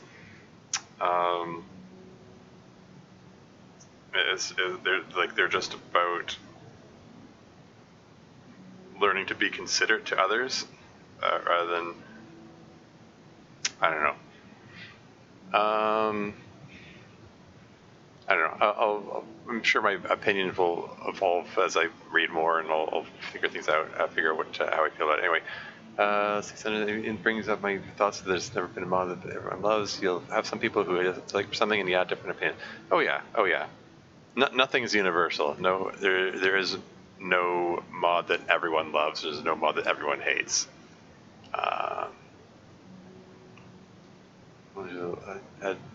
Got some heat because of the ending it had. Yeah, well, I think what happened was clearly these 6 stories aren't meant to be read just by themselves. They're part of an overarching narrative, but it's hard to evenly balance that out in 6 pieces. Yeah. Set up a bit by Monica trying to insert herself into Natsuki and Sari's problems in the last one. Yeah. Yeah, I was thinking the same thing. The 6 handle other things. Gotta go buy nice eater. Okay. See you, Afton. Thanks for dropping by. Here's about this, but I'm gonna wait until you've done everything to talk about them. Okay. Because this email is a reference to the old PL Easter eggs in the base game. PL Easter eggs? PL Easter eggs. I'm not sure what you mean by that. Maybe I'm being dense. What does PL stand for in this context? Oh, Project Libitina. Project Libitina, of course. Yeah. Could be. Oh yeah, I just noticed I'm up to 7 viewers here. Hey, I think that's an all-time record. And oh, Natsuki's joining us. Welcome, Natsuki. Welcome to the stream. Understanding is one of the three I consider 10 and 10 alongside trust, and the next one respects more 9 and 10, but carried by the second half. Yeah, fair enough. Anyway, moving on. As she enters, it appears to be empty still. Sorry, I forgot this. Okay, Sari enters the club room earlier than usual, that is. No, late. Oh, so she's on time for once. As she enters, it appears to be empty still. So she sits down at a desk and pulls out a sheet of paper, primed to jot down her thoughts. Sari has made a habit of scribbling her thoughts and feelings onto paper whenever possible, as it tends to serve as her best inspiration for poetry. My heart feels vacant because a ship sailed away. Yo. Yeah. Natsuki. Natsuki pokes her head out from behind the closet door. Sorry, didn't mean to scare you. But it would have been a lot more awkward if I didn't say anything. I doubt you want me listening in on your poetry thing. Yeah. Thanks for realizing that. Should I let you finish that up then? Oh, no, it wasn't. I mean, I just do it whenever it's convenient. You're not interrupting. Where's Monica, by the way? Oh, she's out in the hallway. Huh? Why? Well, just in case she runs into Yuri. Sometimes Yuri is too nervous to come into the clubroom by herself, so... Oh. Is that a regular thing for Monica to do now?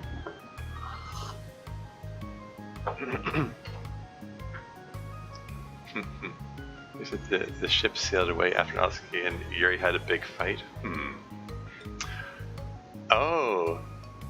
Is that what that is?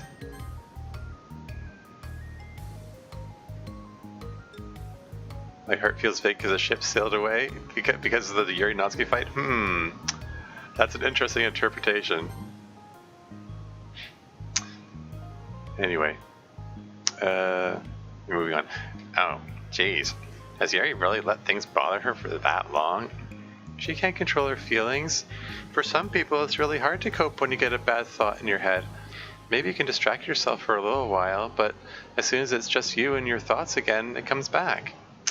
Yeah, that's, curse of being depressed, I guess. That's something that Sari has explicitly struggled with a lot. So she would know. I just want us to have a normal club meeting. It's a lot easier to pretend like it never happened if we all just ignore it and move on. Yeah, see, there you go. That's what I was getting at before about not dwelling on awkward moments. To teach Sari about shipping last time. Yeah. I don't want to be bothered by this. It's so stupid. Her opinion of me doesn't matter anyway. Besides, it makes me feel really guilty, and I hate that too. It's okay to have feelings. It doesn't make you weak. Let's figure this out together. Fine. Only because you're good at this stuff. Let's try to come up with a happy scene. Yeah, this is supposed to be the Yuri Monica side story. Now we're focused on Sari and Natsuki, curiously. Sari ships not Sari, so it seems. Maybe that will help us understand where your bad feelings are coming from. Well, I was happy the way things were before we had to have that conversation yesterday. What part of the conversation made you upset? Was it Yuri being mean about the manga? Maybe. I doubt it though. Because my friends and other people make fun of manga all the time, but I just brush it off and ignore them. But something about it really got to me this time, and I hate that I'm letting that happen. Is it because it came from Yuri? No, why would that matter? Uh-oh. Uh-oh. Natsuri feelings come creeping in here? I mean, well, maybe. I just hate that she thinks she's so much better than me just because she likes to pretend to be all sophisticated. Yeah, that's what it is. At least other people decide that they don't like me or manga or whatever. But Yuri acts like she's too good to even give it a chance. I'm sorry. Everyone deserves a chance. Yeah, exactly. Would you give Yuri's books a chance? After this? Obviously not. Well, but before this? Well, I would until I got bored, which wouldn't take very long. If you actually keep an open mind, then it's not hard to realize that a story can be deep and meaningful without being needlessly complicated.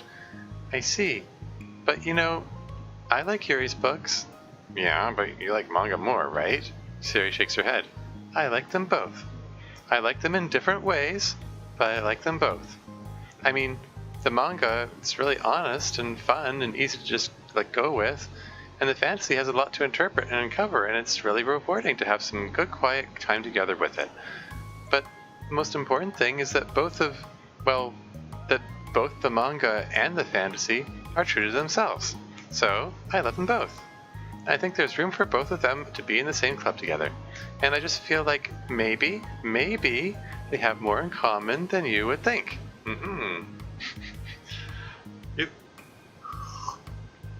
It sure feels like Dan is setting up Natsuri here.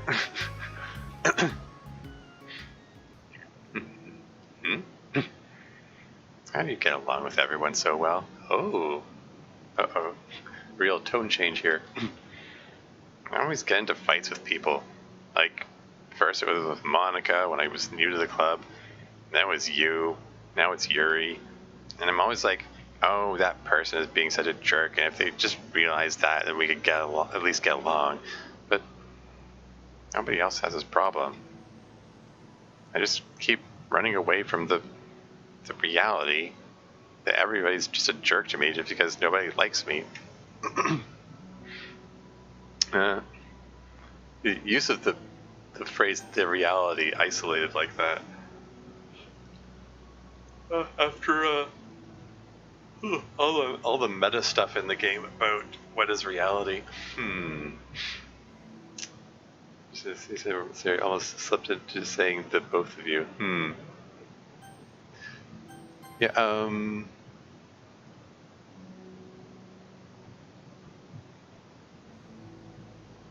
Is that hold on a second. Oh, I see.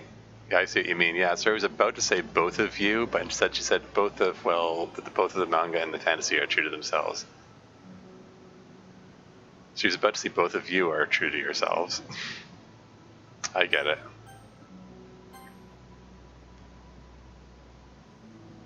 Yeah, pretty sure I read somewhere that that's about Loki ships Natsuri. Yeah, I think it would be cool if he made that canon. But, I don't really expect him to. Oh well, moving on.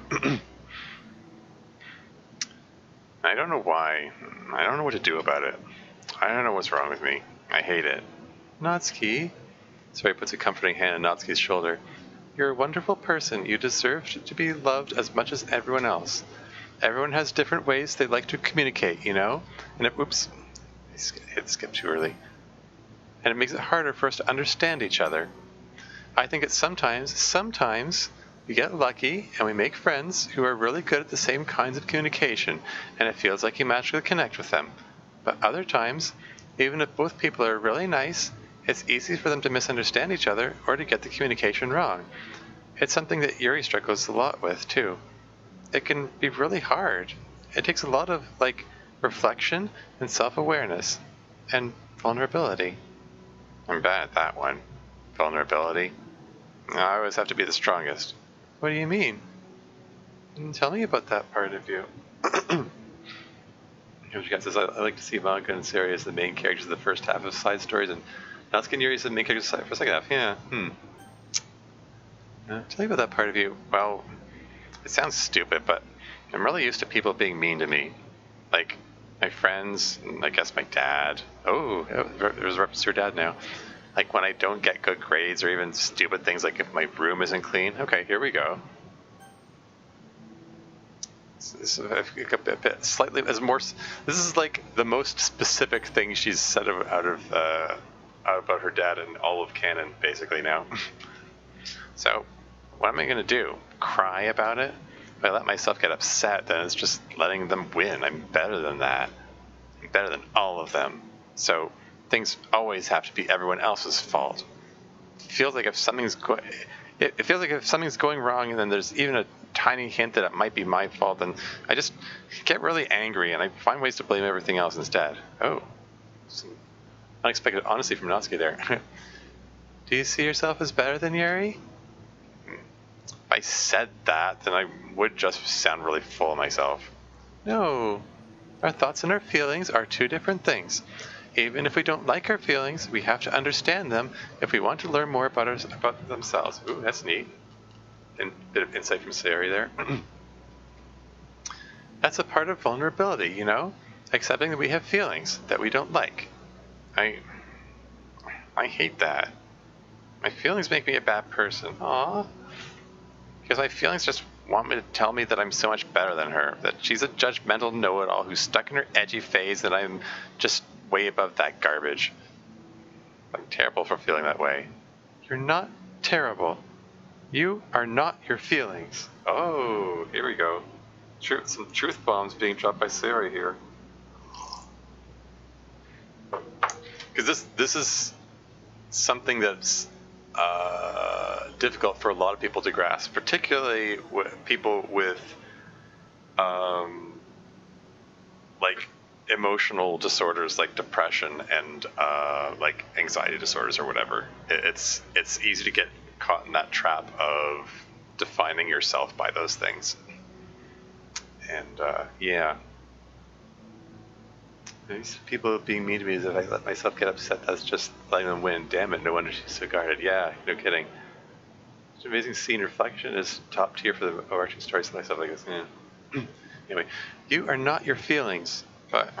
You are not your feelings. And she repeats it. That's good on you, Dan. You know what the important parts are. Because really, it is so easy for people like with mental health issues to get so bogged down in what your feelings are. Because you know, feelings are they're automatic things. They're involuntary things. You can't help how you feel. Like you can help how you act on how you feel, but they don't necessarily define you. You know. Moving on. Say that to yourself, out loud. Fine. I'm not my feelings. The way that I like to picture it is that those feelings are like your roommate. You live in the same house, and you gotta see each other every day. And even if you can ignore each other most of the time, you're gonna run into each other every now and then, and it's gonna make you feel like poop. Sari said poop. I guess she's not the type of person to. She's not the type of person to swear, not even to say the word crap. It's kind of funny. So the other option is to get to know each other. You can communicate and learn from each other, and maybe even help each other change for the better. Does that help you understand? How do you know so much about this stuff? I just have a roommate that can be really hard to get along with. Oh, there's Sari hinting at her depression. Oh, we've gone from rain clouds to a roommate as her metaphor of choice. Moving on. Called depression. Oh, she said it. Called depression. Depression. You're like the happiest person I know. I am not my feelings. Yeah, and you know, I've said it before. I'll say it again. Like in relation to my earlier mod, Sari says no to suicide. I feel like Sari, having lived with depression for so long, would have some really good advice for dealing with depression. And, you know, like in the original game, like if Monica hadn't messed with her so much, like she probably would have been able to, you know, figure her way out of it and you know, and not end up killing herself. But yeah, she's Sari's yeah, Sari has ways of dealing with it. Anyway, moving on. It's a long pause. I want to be a good person like you. Wow. Some real vulnerability from Natsuki in this scene. That's sweet. Oh, you little sweetheart. We're all good people. You and Yuri and Monica And I think Yuri will eventually learn that about you. Natsuki remains silent, feeling a little overwhelmed. Despite Sayori's kind reassurance, a complicated mixture of pain and sadness seems to fill her, as though falling from a wound inside her. Was it a result of her vulnerability? No. It wasn't as though she was inflicted a wound after becoming vulnerable. It was as though she began to rediscover an old wound, one that cannot simply be bandaged and left alone any longer.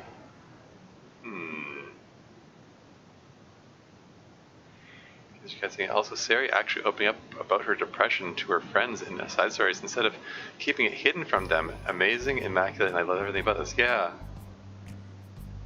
It's really something. It's really cool. The notion of separating your feelings from your person is one that I've struggled with a lot. I've had the thought my feelings make me a bad person too many times. Yeah.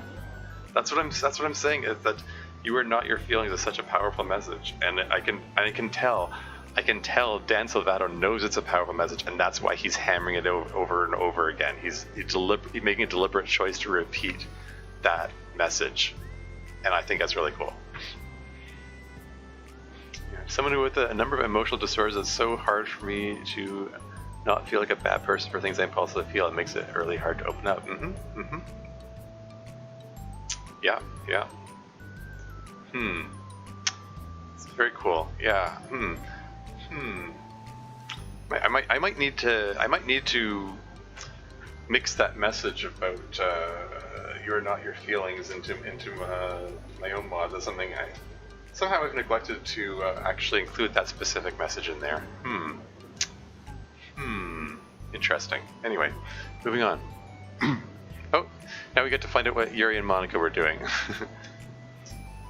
Yuri, what are you doing all the way over here? Oh yeah, and this is that hallway background, which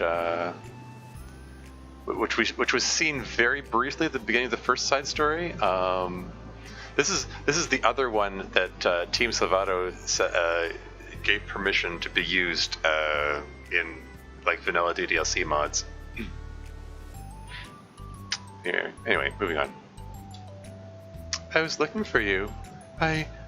Please don't yell at me. Oh no. What? Yuri's still upset? Oh, I'm not going to yell at you. I just want to say I'm sorry about what happened yesterday. This is that seldom used super anxious sprite from Yuri. In fact, is that the one from the original game? Is this a new sprite? I'm second guessing myself here. Anyway, moving on. It was unfair for me to put everyone on the spot like that. Next time, I won't just try to jump in and solve everyone's problems. I guess it's a bad habit of mine. You're not mad at me? I thought you were the one mad at me. I was so awful yesterday. Yuri curls up, recalling the details of the argument. I can't even have a normal conversation without saying something wrong and making everyone upset. Oh, hold on, that's not what happened at all. Well, let's talk about this, okay? Here's a question. Will DDLC Plus have mods? Or is it just the again we have mods? Well, I mean, Team Salvato's they've given permission for people to mod DDLC Plus. It's just that it's coded in a different language. It was done in Unity, whereas original DDLC was done in RenPy. RenPy is super easy to edit. It's super easy to learn. It's designed to be as accessible to the public as possible, basically. So they're saying like, yeah, you can if you know Unity, you can go ahead and mod DDLC Plus. It's just going to be harder. And they don't want any of the new assets from DDLC Plus to be used in DDLC mods. Like the only exceptions they made were that that new club room background, the one with where it's morning time and the lighting is different. This background, this stairwell background, and the music room. Those three assets are the only things they're saying are from DDLC Plus, which are allowed to be used in vanilla DDLC mods. But if you're making a mod for DDLC Plus, then basically anything goes, as far as I understand it. You're welcome to use the new music or the new CGs or whatever. It's basically they want to protect their intellectual property. They want to make sure that anyone like if someone makes a DDLC Plus mod and distributes it, they want to only be played by people who have paid for DDLC Plus. Basically, that's what it is. Like they don't want the paid content to be used in unpaid content or mods for unpaid content. They want to distinctly separate the DDLC mods from DDLC Plus mods. So yeah, that's my understanding of the new IPG anyway. Yeah, we're making some interesting headway into DDLC Plus modding, but it's a long way away still. Yeah, some people have been tinkering with it for sure. Having DDLC Plus natively run DDLC mods, but not custom assets yet. Anyway, moving right along. Yuri pauses for a second, then manages a nod. So, what does that say? There's something about bake sale, soccer tryouts. What does that say? I can't make out the other writing on the third poster there. Yeah, well, maybe I'll investigate it another time. Yuri pauses for a second, then manages a nod. Monica takes a seat next to her on the staircase. Yeah, there it is. That's the new background they added, or one of the new backgrounds they added. I'm having a lot of negative thought patterns and I can't get away from them. What kind of negative thought patterns? Like everyone hates me, especially Natsuki. Yeah, this notion that everyone hates Yuri is just so prevalent in Yuri's mind. Like she says that so many times in the original game. It makes comments about people hating her.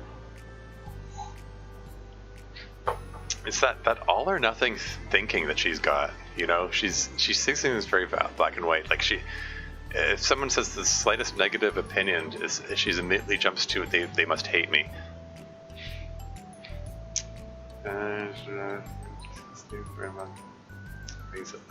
Okay. Anyway, moving on. Especially Natsuki. Oh, that's terrible. I don't think Natsuki hates you. How do you know? Well, because Monica thinks back to the time that she herself found herself in an altercation with Natsuki, and how a display of maturity from Monica was enough for Natsuki to reevaluate her own feelings as well. I think. Sorry, that's alluding to. Obviously alluding to the respect side story.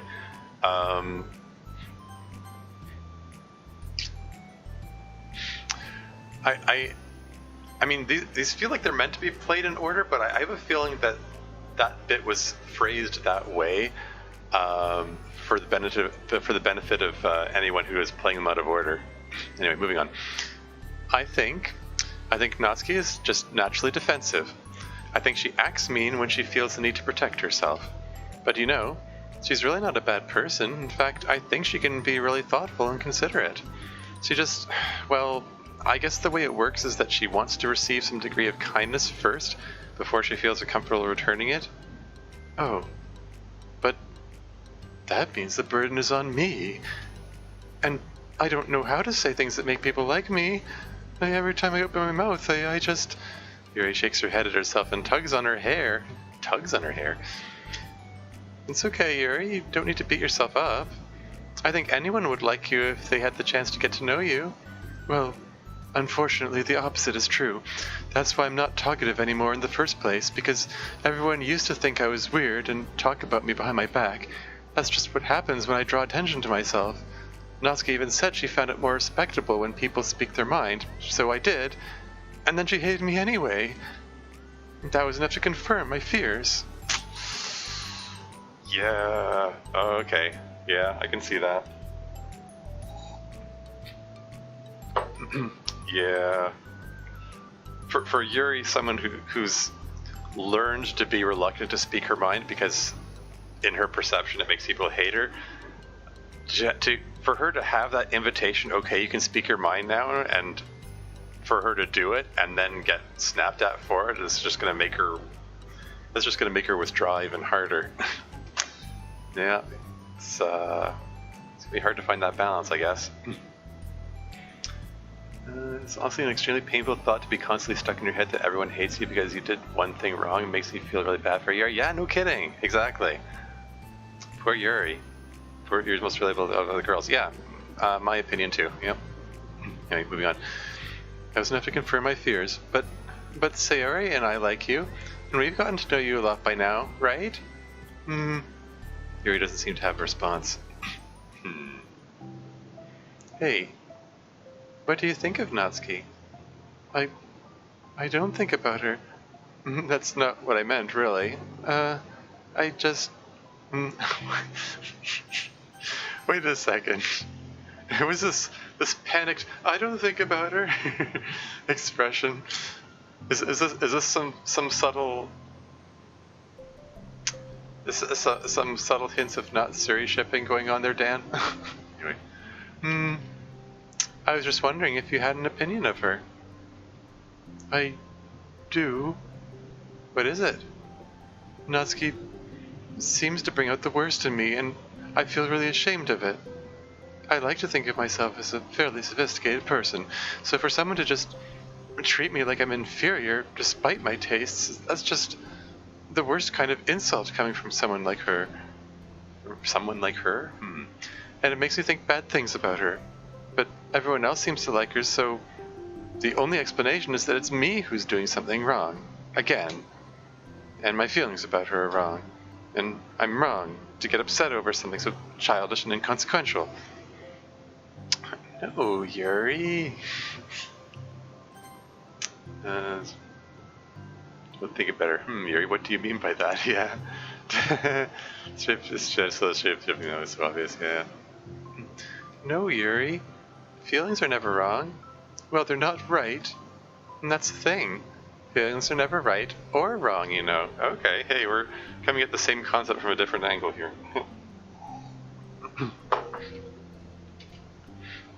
They're just a state of being that we don't always have control over. Exactly, there you go. That doesn't mean they have to control us. I feel like that's something I learned around when I first started the club. We can hate ourselves for feeling a certain way about things, or we can, just acknowledge that they exist, try to understand them better. I can never be mad at you for just feeling a certain way. It's about how you handle them. And I think working through feelings is a great opportunity for teamwork. Yuri wears a dejected expression. You make it sound so easy.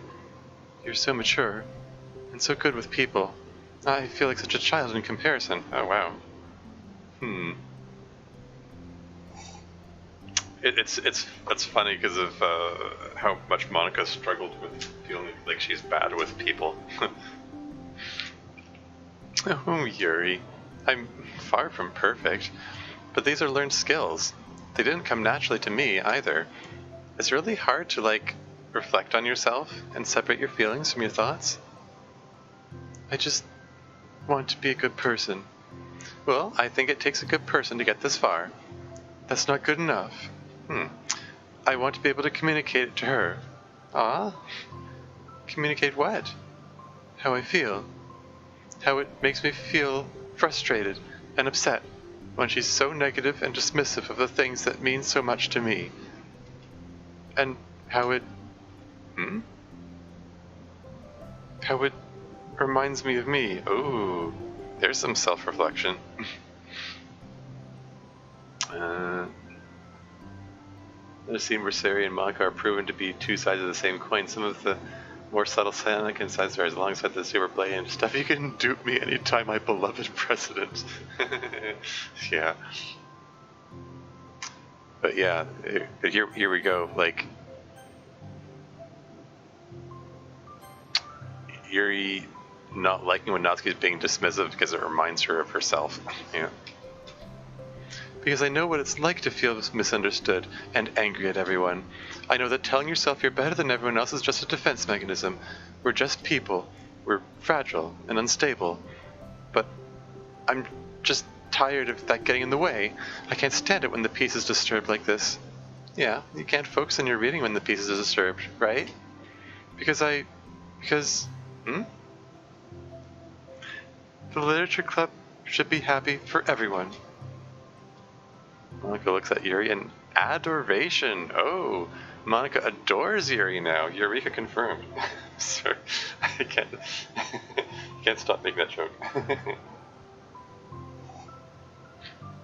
Where Natsuki and Yuri are the same love the spot point coming back from Act 1. Yep, exactly. I feel like Sari must be rubbing off at me because I really want to hug you now. Eureka! Sorry, I didn't mean to make you uncomfortable. No, I mean, well, if you wanted to, then I wouldn't really mind, so... Monica pulls Yuri into a short embrace. You're so gentle. I love when you communicate your feelings. I feel lucky to get to see that side of you. And I'm sure Natsuki will, too. I'm going to write her a letter. Oh? A letter? What a great idea. Just because I'm not good at talking, especially under pressure. Excuse me. Because confirmed ship name between mine. Oh, Eureka without the R? Weird. I don't know. I like Eureka better. I mean, I don't know. Maybe Eureka is a more Japanese sounding, I guess. Like, because I know Ika is Japanese for squid, and I don't think the R's are pronounced the same way in Japanese for that matter. I don't know. Sarah's rubbing off on Monica now. Yeah. Anyway, moving on. Just because I'm not good at talking, especially under pressure, I always let my feelings get the best of me, and I forget to say all the important things, and I say things I don't mean. Well, I think the letter would be wonderful. Such a nice way to communicate. Yuri's face hardens with determination. People don't naturally gravitate towards me like they do for you and Sayori. My personality just isn't suited for that. And I wouldn't want it to be. But something I've learned is that friendships don't always just magically appear out of thin air. For instance, I never would have seen myself being friends with someone like Sayori. We're opposite in a lot of ways. But I'm friends with her because she put so much effort into understanding me so that we can get along. I think it was the same with you. You both gave me a lot of time and patience. And I wonder if she feels the same way. Natsuki? Natsuki? Excuse me. Yuri nods. I always thought that if I wanted to make more friends, it had to be somebody that I am not.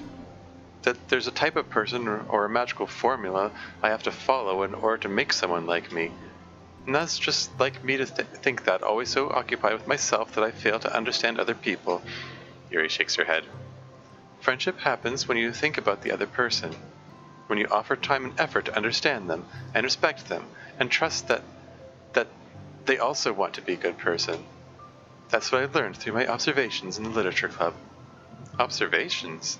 Monica's caught by surprise.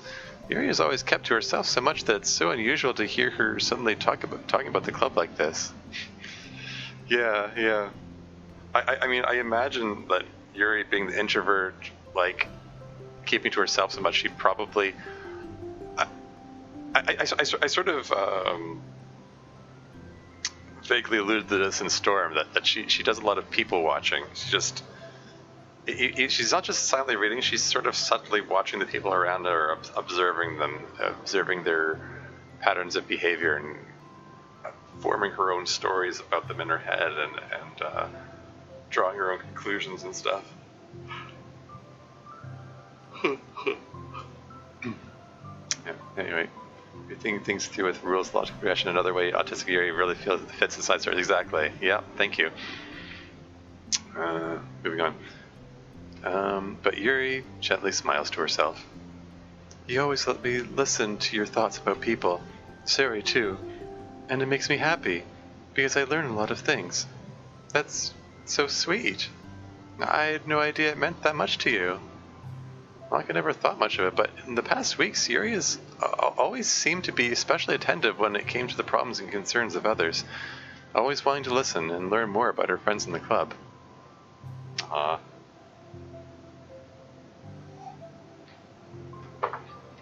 This is just like I said before. This is just there's just so much like sweet and fuzzy worm content in these side stories. Anyway, it's true. Sari and Monika are naturally more comfortable with other people and can more easily work through situations of conflict, but that doesn't make them better people. Everyone has strengths and weaknesses and the capacity to improve. And the first step towards improving oneself is reflection and self-awareness. It's something that Yuri never gave herself enough credit for, but that Monika can recognize as an incredible trait.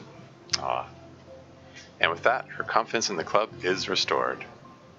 Is it going to end right there? There's no CG. Okay. Like, this is supposed to be the Yuri Monika side story, and there was no CG between them. Anyway, moving on. A very shy girl with long, pretty hair is wandering the bustling lunchtime hallways, her fists pressed into her collarbone. I guess that's supposed to be Yuri. She pressed them into her collarbone? I guess that's her hiding herself. When she finds the literature club president's classroom, she stands at the door, glancing all around her before peering inside. Monika is sitting and chatting with a group of unknown friends. Ooh, interesting. Yeah, it's expected. This is a bad idea after all. Suddenly, Monika glances towards the door, making the girl panic and duck out of sight. Before she can regain composure and decide for sure to leave, the classroom door gently opens. Gently opens? No, Dan. Hello. Yuri, what a surprise to see you during lunch.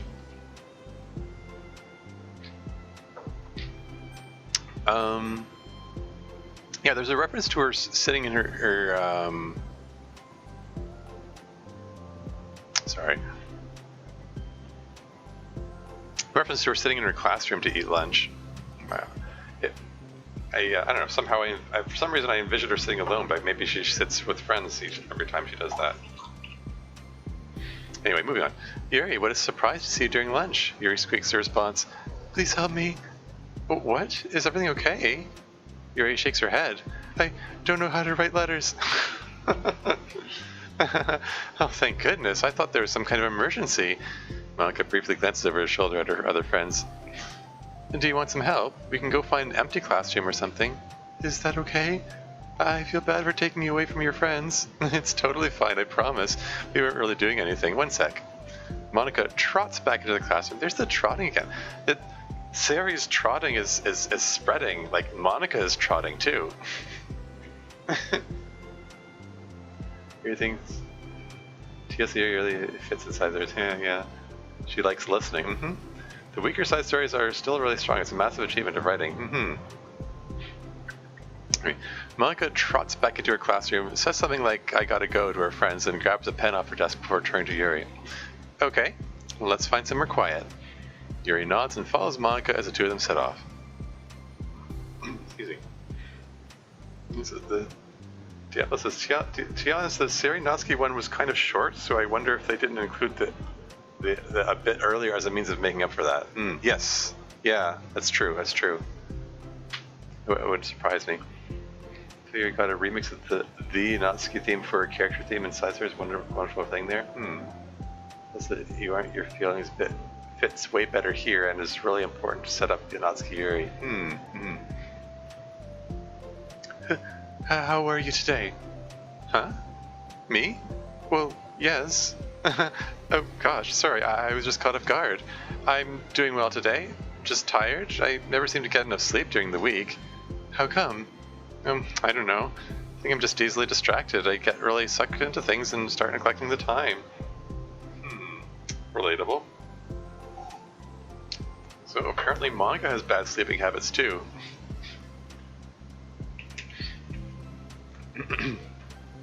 Monika try and guess they really are rubbing off on each other. You wonder how a human trots. I'm interested in animation, so I've been studying animal gaits lately, and the trot is very distinctive. So, like a trotting, how does that work? Good question. I don't know. When I hear the word trot, I think of how a horse trots. Because I've ridden a horse once, and I was encouraged. Okay, let's get your horse up to a trotting speed. Okay, like I don't know. That's what I think of when I see the word trot. So. Slow kind of run. Yeah, exactly. It's not quite a gallop, but you're not just walking either. Anyway. Sorry, just check the things starting back in time. Me too. Oh, I do that too. Oh, hey, I guess everyone in the club does that. Because Sayori also, I mean, she sleeps in every morning. Presumably she stays up too late as well. And MC also canonically stays up too late. Just like everyone in the club does it, I guess. Anyway. Me too, I do that too. Hey, this classroom is empty, let's go in here. After peering inside, Monika opens a classroom door and the two of them enter. Yuri's moment of relaxation ends. She watches as Monika pulls two chairs up to the same desk. Two chairs up to the same desk? I thought that they were canonically the kind of chairs that are attached to the desks. Anyway, up to the same desk, then obeys as Monika beckons her to take a seat. She stares down at the empty desk. You nervous? I don't want to do this. We don't have to. We can come up with something else. Yuri shakes her head. It's my chance to do something good. I need to take initiative. Gosh, you must be really determined. I know how hard it is to step out of your comfort zone. I'll be sure to encourage you. Yuri pushes through her anxiety and grabs a handful of lined paper from her notebook. Then she picks up her pen. Ah! There's a CG.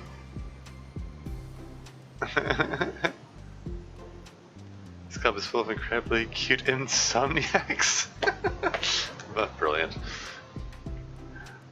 Oh my gosh, that's like, oh my gosh, that's so adorable.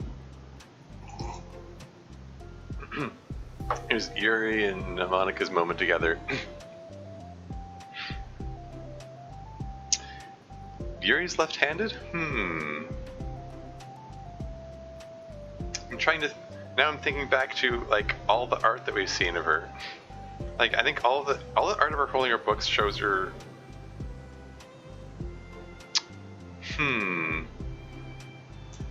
There's that's how they look when sitting at the one desk.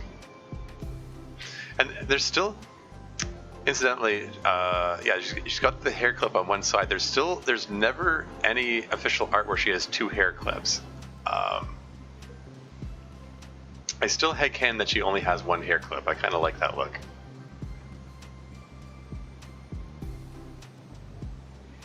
So yeah, Yuri's left-handed, right? Eh?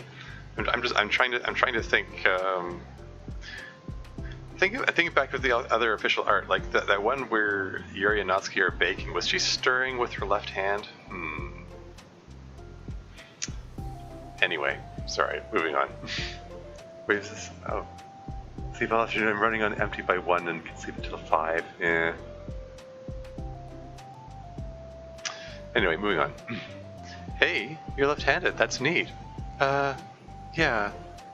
Now I don't have to worry about bumping your arm. Monika playfully rubs her shoulder against Yuri's. First hugs and now rubbing shoulders. This is getting so intimate. Eureka confirmed. Yuri hasn't gotten the Sarah treatment of having a magically teleporting hair ornament. Oh yeah. Yeah, I don't know, I'm left-handed, but I've also had to do a lot of things with my right hand because growing up that was still encouraged for a lot of things. Yeah, a lot of our society operates like that. I know, like, my mom is left-handed, and she was kind of, like, beaten into being right-handed, and I think that's really common especially common for earlier generations, probably still something that happens a lot these days. That, like 95% of the population or something like that is right-handed, so the world is generally catered towards right-handed people. I can do most tasks with either hand. Writing is one I can only do with my right hand, and if I try writing with my left hand, it's a mess. Eureka, it's cute. Yeah. Shoulder rubbing. Sarah did that with Yuri. Another manga. Say rubbing him off moment. Yeah, that's true. That's true. Anyway, moving on. Monica playfully rubs her shoulder against Yuri's. Sorry, I'm just being silly, I guess. Anyway, how about we start by listing the different things you want to say to her? Yuri thinks. I feel embarrassed all of a sudden. Aw, it's okay. How about some of the things you said to me yesterday? But, never mind. I guess I'll try. Yuri thinks for a moment longer, her tension evident. Yuri notices Yuri subtly playing with her hair, too, while she's writing. Then she writes the word reflection. This is about my reflection on our behavior. The key question is why we act like this towards each other, but have been able to separately be friends with Sari and Monica. That's me! Yes, it is. So, Yuri thinks, I've been able to befriend the two of you because you've taken the time to understand my needs and respect my interests. Same goes for Natsuki, too. We started off as pretty hostile to each other because I was so worried about getting what I wanted, but she just wanted to be respected more than anything else. Once I stopped making it all about me, she was able to do the same. Yeah. I want to do that too. So, what kinds of things do you want to do for her? I want to do the same things for her that I like to receive. I like it when people respond positively to the things I talk about and not just brush me off. I like it when my feelings are taken seriously. And I like when you and Sari trust that I want to be a good person, even when I'm not doing a good job at it. Let's write those things down.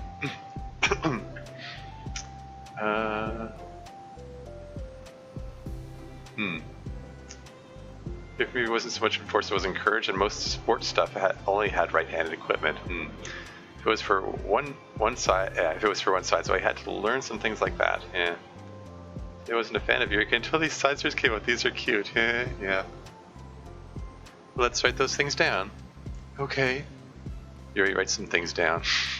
I think the most important thing to remember here is that Natsuki is feeling vulnerable, so we should make sure that the letter puts her first.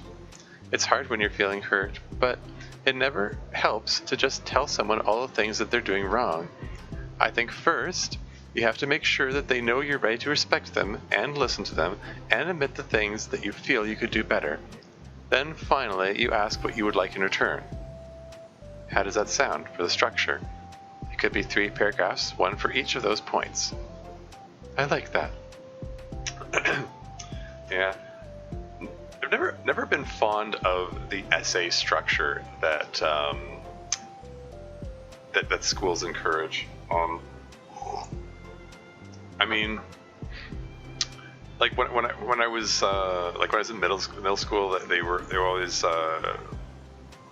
taught that like this very specific 5-paragraph structure where you have an introduction where you talk about the 3 points you're going to make, and then 3 paragraphs for one of each of those 3 points, and then a conclusion where you wrap it up. And well, on one hand, I do like having some format and structure. I find, or at least I feel like I think I write more persuasively when my points flow into each other and each paragraph acts as a hook to the next, rather than isolating each paragraph. I mean, there is something to be said for isolating points within a paragraph, but I don't know. I guess maybe I have mixed feelings about it. Oh well, I'm rambling again. Some people have... I know some people have commented on the level of the other's language, i.e. like and stuff and oh my god in the side stories, but there is one thing that I think it really helps out with, which I guess you're about to follow up another comment here. Who just says, responding positively is huge for me. I can talk about certain topics, hobbies, interests until your ears fall off. If you're so submissive that I feel like I'm talking to a wall, it's hurtful. Yeah, understandable, relatable. Even though, like, I mentioned love languages earlier in this stream. Words of affirmation aren't necessarily my most important thing, but it is like for me, quality time is my thing. Don't necessarily need to hear the words, but I do want to feel like the other person is responding positively to my interests. I do have a certain friend, same friend that I alluded to in a previous stream, that I feel like she gets more out of the friendship than I do, because it is fairly one-sided in our conversations. Where, like, I love to hear about her own life and all her own stories and stuff going on with her, but like, if I try to talk about my own interests, I can tell instantly she's checked out, you know. Like, I can see sometimes she tries, which I appreciate, but like, it's like really obvious that it's just not of interest to her. So I try not to talk about like video games or DDLC or whatever, even though, like, I think my mods and stories I wrote are very interesting, but you know, she's asked about them because she knows it's something that I'm working on. You know, it's something it's my creative project that I'm working on. But yeah, anyway, I guess what I'm saying is I hear what you're saying there, and I'm here to say, yeah. Anyway, yeah, and Diablo's, yeah, you were commenting on the use of slang and stuff. Yuri's personality is noticeably different now without having to rely excessively on big words to seem smarter. Yeah, they're in the literature club, but they're still high schoolers. Yeah, good point. That's something that, yeah, like, I struggled with trying to figure out where that balance is. Like when I was writing Doki Doki Storm, Yuri point of view mod, I deliberately gave her internal monologue an upgraded vocabulary. Like, I deliberately put lots of extra long words in there. And at some point during the writing process, during editing, I decided to scale it back a bit because it's like, I don't want there to be so many of those long words that it distracts her from it, from the message or the emotion of this, especially if they're, you know, maybe younger people in the audience or who might not have as extensive a vocabulary. Which, I mean, I don't know. I mean, like, there's still the internet. People can look up words if they need to, but still, like, I don't want it to, like, interrupt the flow of things, I guess. But yeah, that's a good point. Like, you can give her the chance to be the more quote-unquote sophisticated one without giving her all the big words. Anyway. Catchy Cat, I really like the girls using more slang-adjacent language. They're high schoolers, they're not going to be highly eloquent all the time, yeah. And yeah, to be fair, that's also a thing that happens a lot in media involving teenagers. There's a wide variety where sometimes they get portrayed as childish, but also sometimes as super mature sounding. Yeah. Yeah, I try to strike some kind of balance in my own writing. I try to keep in mind that they're teenagers there. Like, there's some more, you might say, high-minded ideas that I want to insert in there, but also keeping in mind that it's teenagers who are expressing them. So yeah, it's a balancing act. And I dare say Dan Salvato is doing a pretty good job of that in these side stories. Anyway, yeah. So anyway, where were we? gone off on a massive tangent here. Monika's talking about the points she wants to make.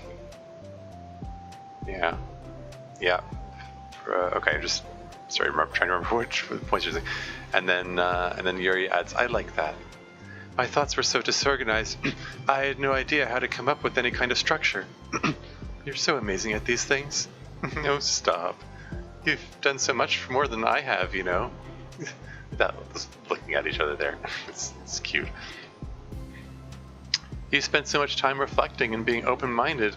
That's the hardest thing for anyone to do. All I'm doing is helping you put it on a piece of paper. Yeah.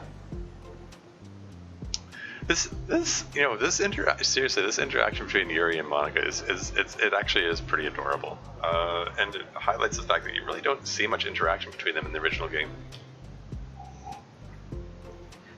The game just generally needed more inter-Doki interaction. I've been saying that for ages. I like I've always liked the mods the most that show more interaction between the girls. You can see how their personalities can bounce off each other or not bounce off each other and like kind of mesh together. It's kind of cool. This very countries too. Yeah. Anyway, moving on. All I'm doing is help you put it on a piece of paper. So I think you're the amazing one. Monika gives Yuri's hand a quick squeeze. Hand holding. Eureka confirmed. Sorry, not sorry. But as she lets go, she's caught by surprise when Yuri curls her fingers to hook Monika's hand in place.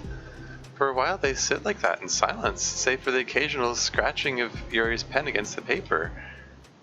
Yesterday, you told me something that I'm thinking about a lot.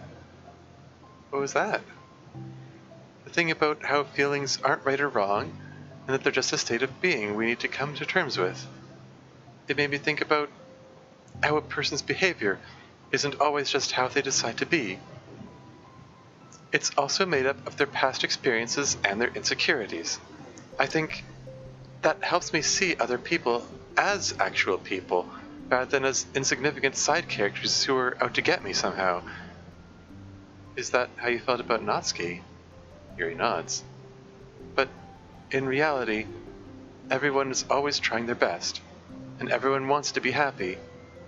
Monika peers over at Yuri's paper, but to her surprise, Yuri pulls it in closer, partially covering it with her arm. She's trying to hide something? I have to be able to read it to help out, you know. It's okay. My thoughts are a lot more organized now after being able to talk to you about it. Now that I'm actually putting it on paper, I realize that I'd really prefer others not to read it. Yuri laughs softly to herself, a rare expression. I'm kind of glad to hear that, actually. I somehow keep finding ways to butt into this whole thing. I've done enough damage. But it's also been so wonderful talking about this. I mean, I always thought you were really smart, but... Yuri smiles. I will always be terrible at these things.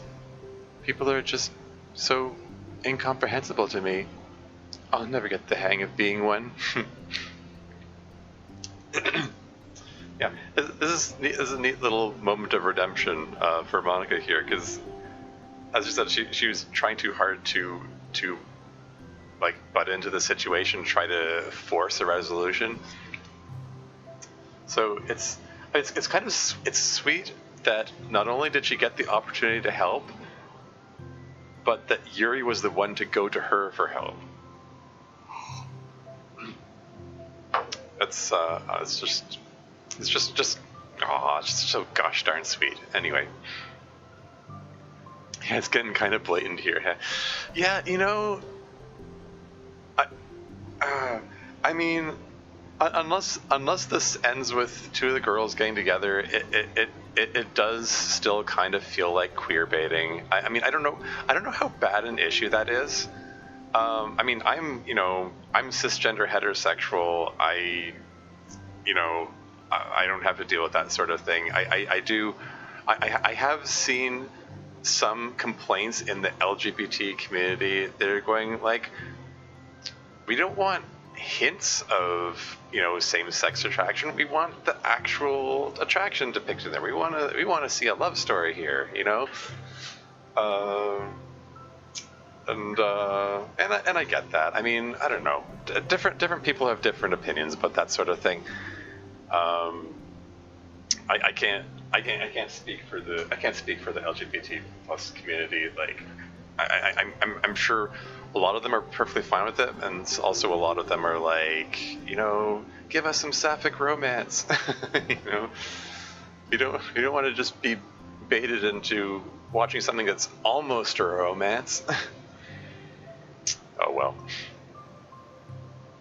I feel just so incomprehensibly I'll never get the hang of being one. Mood. Yeah, seriously.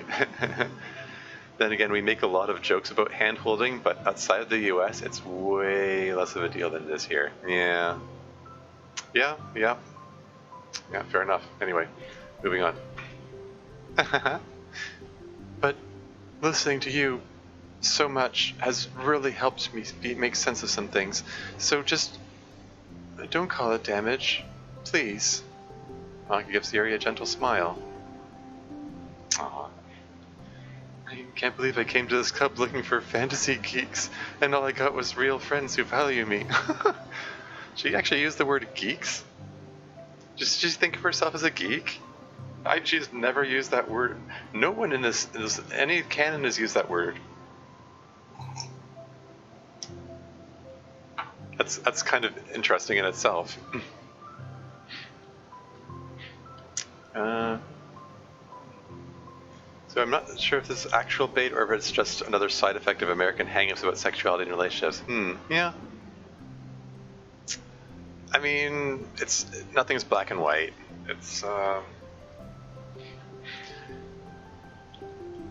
don't know.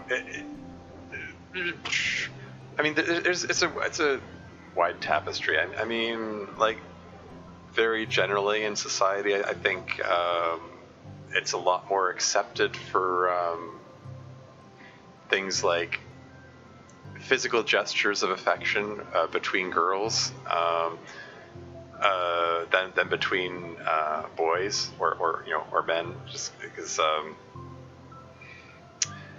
that whole macho toxic masculinity kind of thing going on, where a lot of men feel like there's like they're not allowed to express feelings except I don't know, man feelings like anger, I guess, which I don't know, I think it's bullcrap. But some men get so caught up in that they can't bring themselves to like hug or whatever, like hug other men, which is kind of sad, I think. I don't know. I mean, I've never been one for gender roles in general. Like, I've said it before, I'll say it again. I think everyone should be able to do whatever makes them happy, within reason, and it shouldn't be divided by gender. So yeah, I mean, there doesn't have to be any kind of like romantic thing going on. It can be like a friendly like that little handhold or hug or shoulder rub can still be a friendly gesture, a friendly affectionate gesture, and it's still just as sweet, I guess I guess I'm just sort of a bit of a romantic at heart, so I'm still trying to read romantic interpretations into things.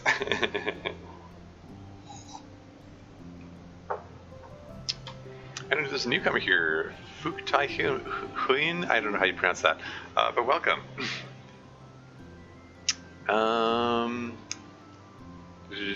Sorry. Sorry, there's a lot of comments here that I missed. This bad cribbing when they tease an LGBT mess for a long time and then make characters' end goals heteronormative, but it's still annoying. maybe going off topic here, but I'm actually not going to put lewd scenes in Fallen View, so Kenny, what's the reason for having this in? But yeah, that's a choice. It's a perfectly valid choice. Dan supporting Doki shipping harder than the average creator with their characters and keeping things open to interpretation being a goal of his. This is a natural conclusion here. Yeah, fair enough. Yeah, like I don't think Dan would be as bold as to make it canon, like a ship between two of the girls. But yeah, leaving it open to interpretation is seems to be his thing. So if having intimate in a mod without having a full-on essay why you put it in to make other people happy. I'm not sexually attracted to guys at all, but I wish it was less socially awkward to be more emotional around other guy friends. Yeah, seriously. That's part of why I like singing in the barbershop choir, because it puts a big amount of emphasis on being emotionally expressive. Same with like the acting stuff, like any kind of stage performance. Like I feel like I can, be around men and still be like emotionally expressive, and it's okay. I mean, like still prefer the company of women because I'm heterosexual, but I don't know. I just most of all I just have an issue with just toxic masculinity and that whole that whole notion of men have to be this certain very rigid way, and it just like those kinds of men are just like I just want to stay away from them. I'm like I don't want to say I'm afraid of them, but they I think they do bring out anxiety in me more, and just make me uncomfortable. Like that whole mindset makes me uncomfortable. I don't know. Anyway, moving on. I can't believe I came to this club looking for fantasy geeks, and all I got was real friends who value me. Is that a joke? Of course it is.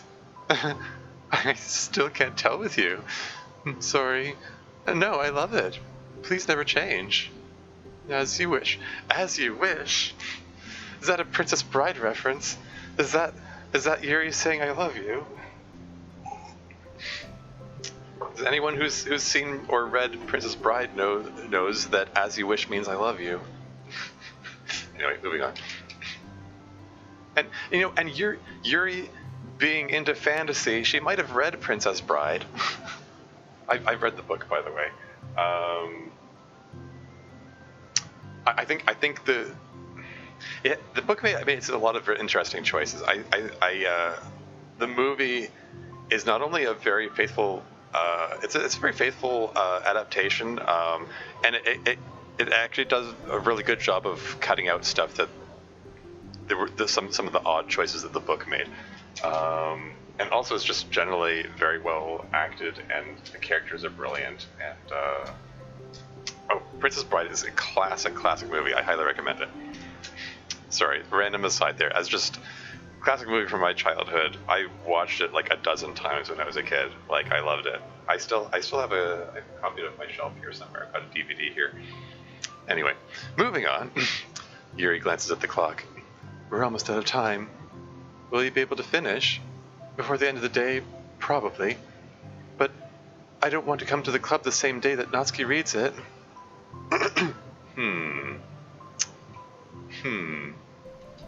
I'm too shy. I can give it to her instead, if you'd like. Yuri nods. As long as you promise not to read it. Of course, I promise. Thank you. Yuri exhales and the two stand up. I'll message you when it's ready. Oh, they have each other's phone numbers.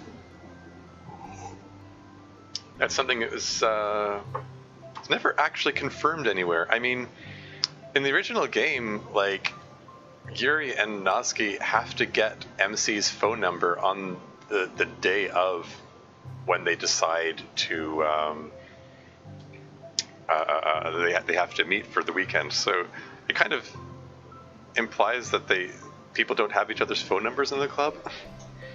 So It just shows, like, even though they got they exchanged phone numbers off camera somewhere, but it happened anyway. Monica nods. Good luck. I'm here if you need me. Yuri returns a nod, and the two depart. Is that gonna be the end of it? Are we going to see the resolution in the? Oh, bold choice. Yeah, I guess we're going to see the resolution to that in the Yuri and Natsuki side story about self-love. That'll be interesting, and that's going to be in another stream because I'm more than 2.5 hours into this, and going to wrap up soon. Here's Yuri. Oh no, Yuri dropped her things. And their books and tea, and I guess it's a lily in the background. And if I scroll down, I'm guessing I'm going to see the CG between Yuri and Monica. How sweet.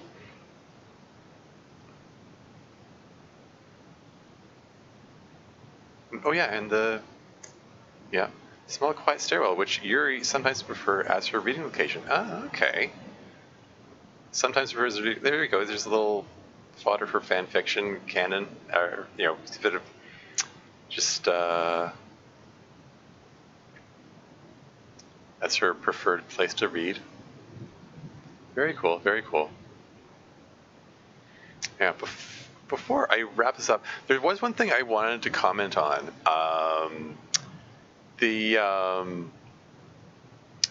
I was curiosity. I was looking at the original script for Act 3 of DDLC. Why is this not scrolling? What's going on here? Oh wow, my process is chugging again. Come on, work with me here. Anyway, yeah, I was looking over the script, and there's several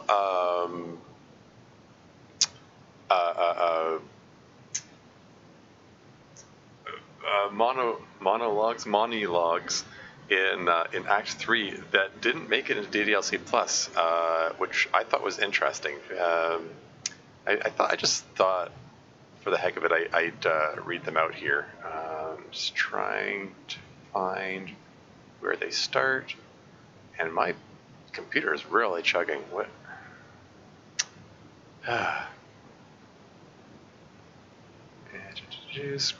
Scroll. Or I'm trying to find the one I'm looking for. Yeah, so, okay, here, maybe I can bring up OBS. Window capture.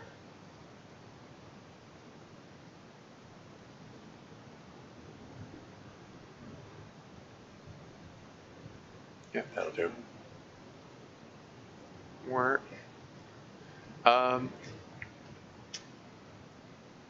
Sorry. Doki Doki confirmed. Each active side story is a side story between their main characters, and both of those bookend side stories as a whole. Really good writing there. Yeah, agreed. Actually changed a little bit to be more accurate to Molly's character and to be less blasphemous. Yeah, that was the thing I was going to comment on here, because this was her first Monica's first thing here.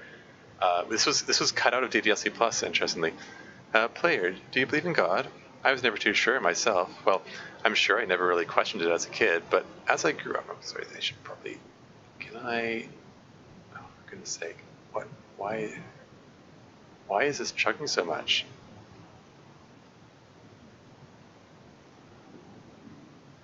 Wow, like streaming really does a number on my processor here. I'm just trying to make the window bigger here. Come on, work with me here. Okay, anyway, can I just click and drag this here? Can I do that? Will you expand this for me, please? Come on, Windows 10, work with me here.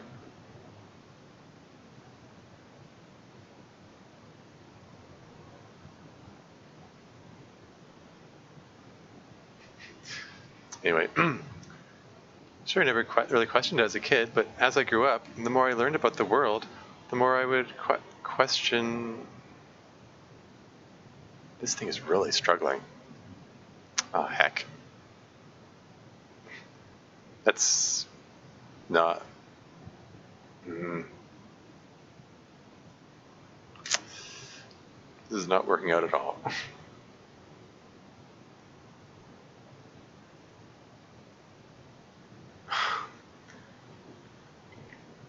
Okay. I was planning to read these out because I thought it was interesting that this is stuff that Ken and Monica said, but Dan Salvato decided to take it out.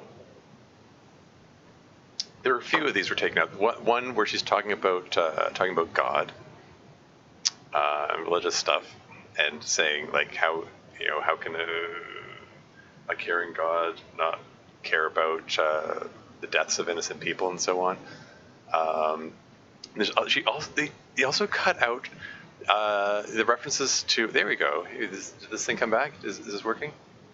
There you go. Now it's readable. Yeah, check out the wine incident too. Anyway, I just want to read this just for posterity. Do you believe in God? I was never too sure myself. Well, I'm sure I never really questioned it as a kid. But as I grew up, the more I learned about the world, the more I would question it. I started to wonder why God was helping people pass exams or get over a cold, when there are children who live their lives being sold as sex slaves, or the 800 million people who are too poor to even eat. I wonder how many of those people pray to a God every day until they starve and die, or how many millions of families pray for a loved one to recover from some incurable disease. But the punchline is this.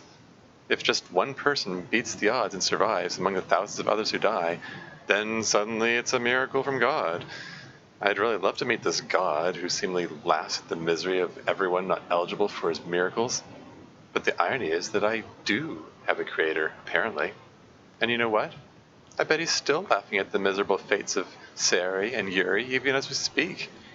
What are we to him but props in a scripted play? So from that perspective, I don't think it's too far-fetched for there to be a God if Earth was nothing but his playset.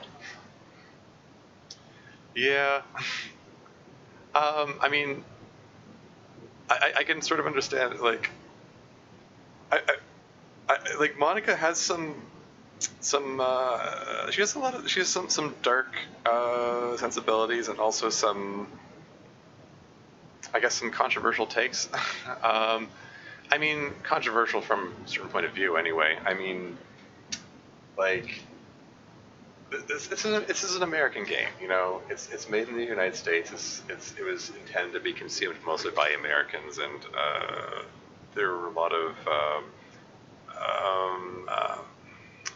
Americans for whom that like Christian religion is a big deal. I mean, it's not just in America, but it's a certain facet of the culture over there, I guess, that probably makes it hard to sell the game if she's saying stuff like this. So I can sort of understand Dan taking it out. Maybe he got some bad reactions to it. So there's that, and this thing is really struggling to scroll, just to scroll. There's one she's talking about death,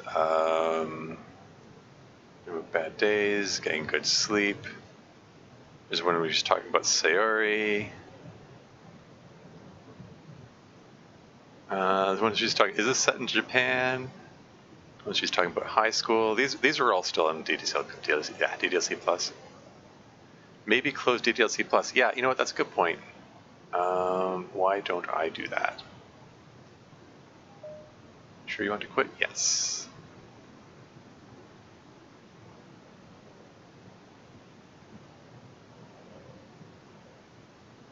Is it closing? Okay. Just the act of closing is making it chug now. We're gonna keep scrolling. She's talking about depression, which is a surprisingly insightful commentary about depression. And the one, there's no reason for you to be alive. This one, I feel like was a questionable message, in my opinion. I hit the close. Is this thing trying to close? Doki Doki Electrical Plus not responding. Oh, there it goes. Now it's closed. Anyway, yeah, I thought that one was a questionable message. Talking about the piano, talking about her Twitter account. The one where she alluded to Portrait of Markov and then just brushed it off, saying, oh, I shouldn't be talking about this one. She's talking about being a vegetarian. One about people needing social feedback. There's the one that I read during the other stream, which has the base64 text mixed in with it. This one is never actually played in game. One is talking about favorite color, emerald green. One is change the music, saying you're a good listener, as the generic filler one. One about spicy food. One about the romance games. One about she's making fun of her "Okay Everyone" line. One that says she can still feel the other characters that she deleted. And talking about character archetypes.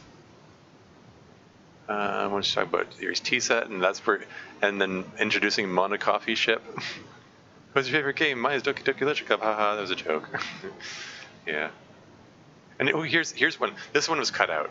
Hey, have you heard of a game called Super Smash? Wait, what? I was just spacing out and I started talking for some reason.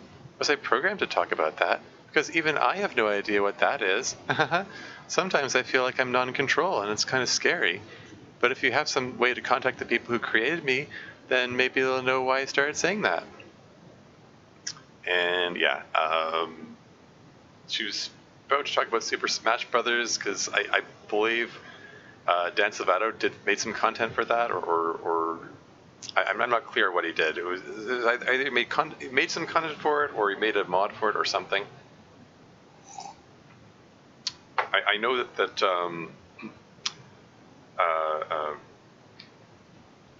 I know there was something called Project M that he was working on, and it got canceled. Like one of the secret Easter egg messages in the original game. I don't know if it was in Plus, but one of the secret messages was PM died for this. It was referring to Project M. So I don't know.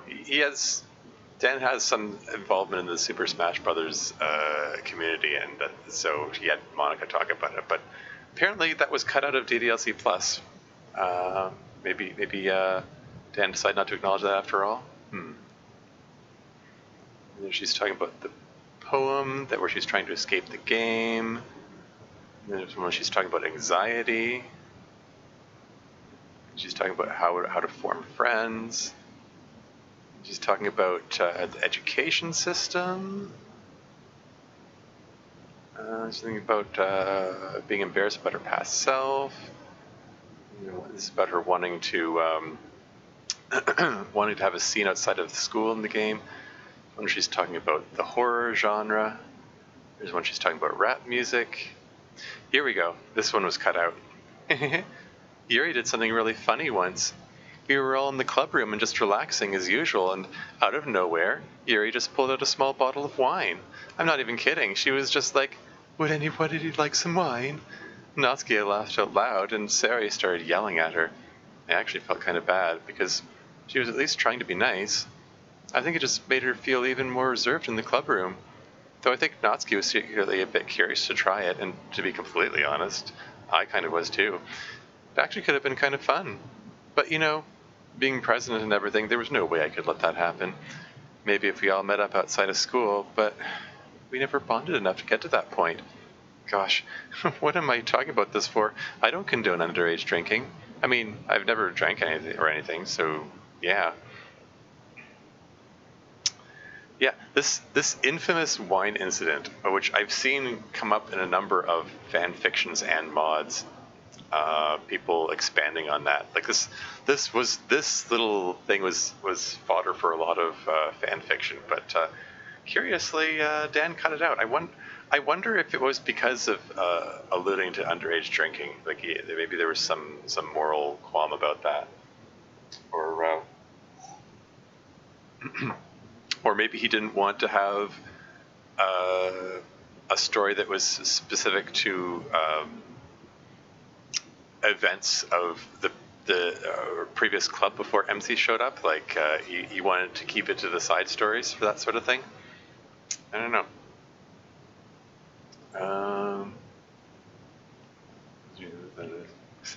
Yonder was cut from the game. Yeah.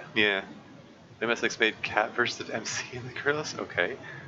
Didn't know that until now. It's so cute. Does their manga have their ribbon bow around their neck? Sorry, what?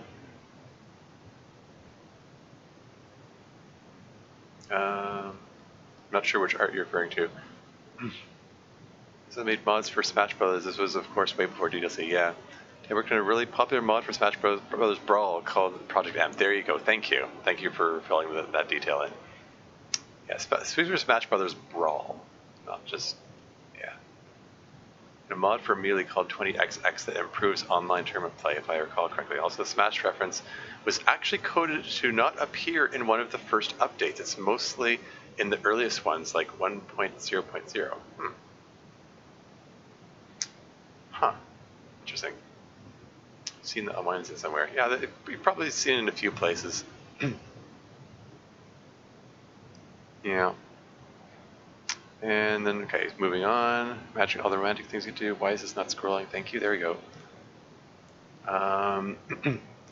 Seeing the date locations you wanted to go to. Making a joke about dating simulator characters, how they treat kissing. They're just talking about Yandere. There she's giving her writing tip of the day. Talking about forming habits. Talking about creative people. Talking about the rain. And talking about how much she wants to be out in the real world. Talking about faking confidence. Talking about acknowledging that you won't be able to be on the computer all the time. Talking about debate tactics. Talking about spending time with social media. And you're talking about saying how she wants to just curl up on the couch in her pajamas and eat junk food, and incomprehensibly says it's not cute. And then she's talking about mental health and medications and so on.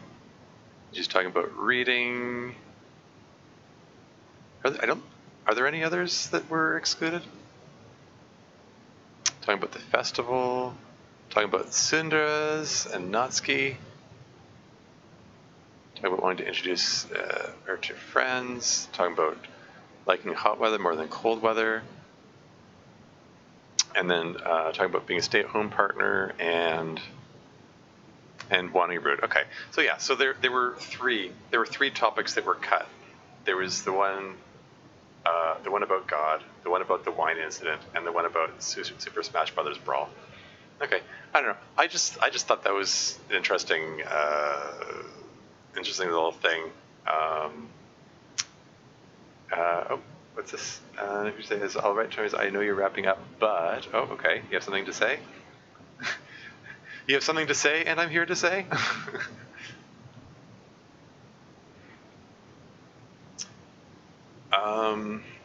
Anyway, yeah. So I think this is a good place to wrap things up. We're approaching 3 hours, and yeah. Hopefully next time we'll be able to wrap up the Yuri and Natsuki scene, which I'm really curious to see how that goes. Now that we've seen how much Yuri is struggling to write this letter to Natsuki, we've seen how important it is to her, which is really sweet.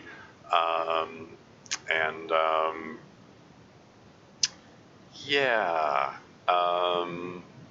I'm just stalling and I'm here to say, here we go. I've really got to go. Thanks for letting me blow up the chat for the past year. Hey, thanks for stopping by. The more the merrier, honestly. That was cool. I think it's really neat seeing some people drop by.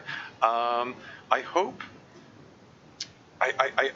to start the stream earlier next time. I started a little bit earlier today, than I have been the past few days. I would like to get earlier. I mean, this is ridiculously late at night for me. It's ridiculous. Why am I doing this to myself? So yeah, we'll see if I can get this stream going earlier next time. So yeah, so that's it.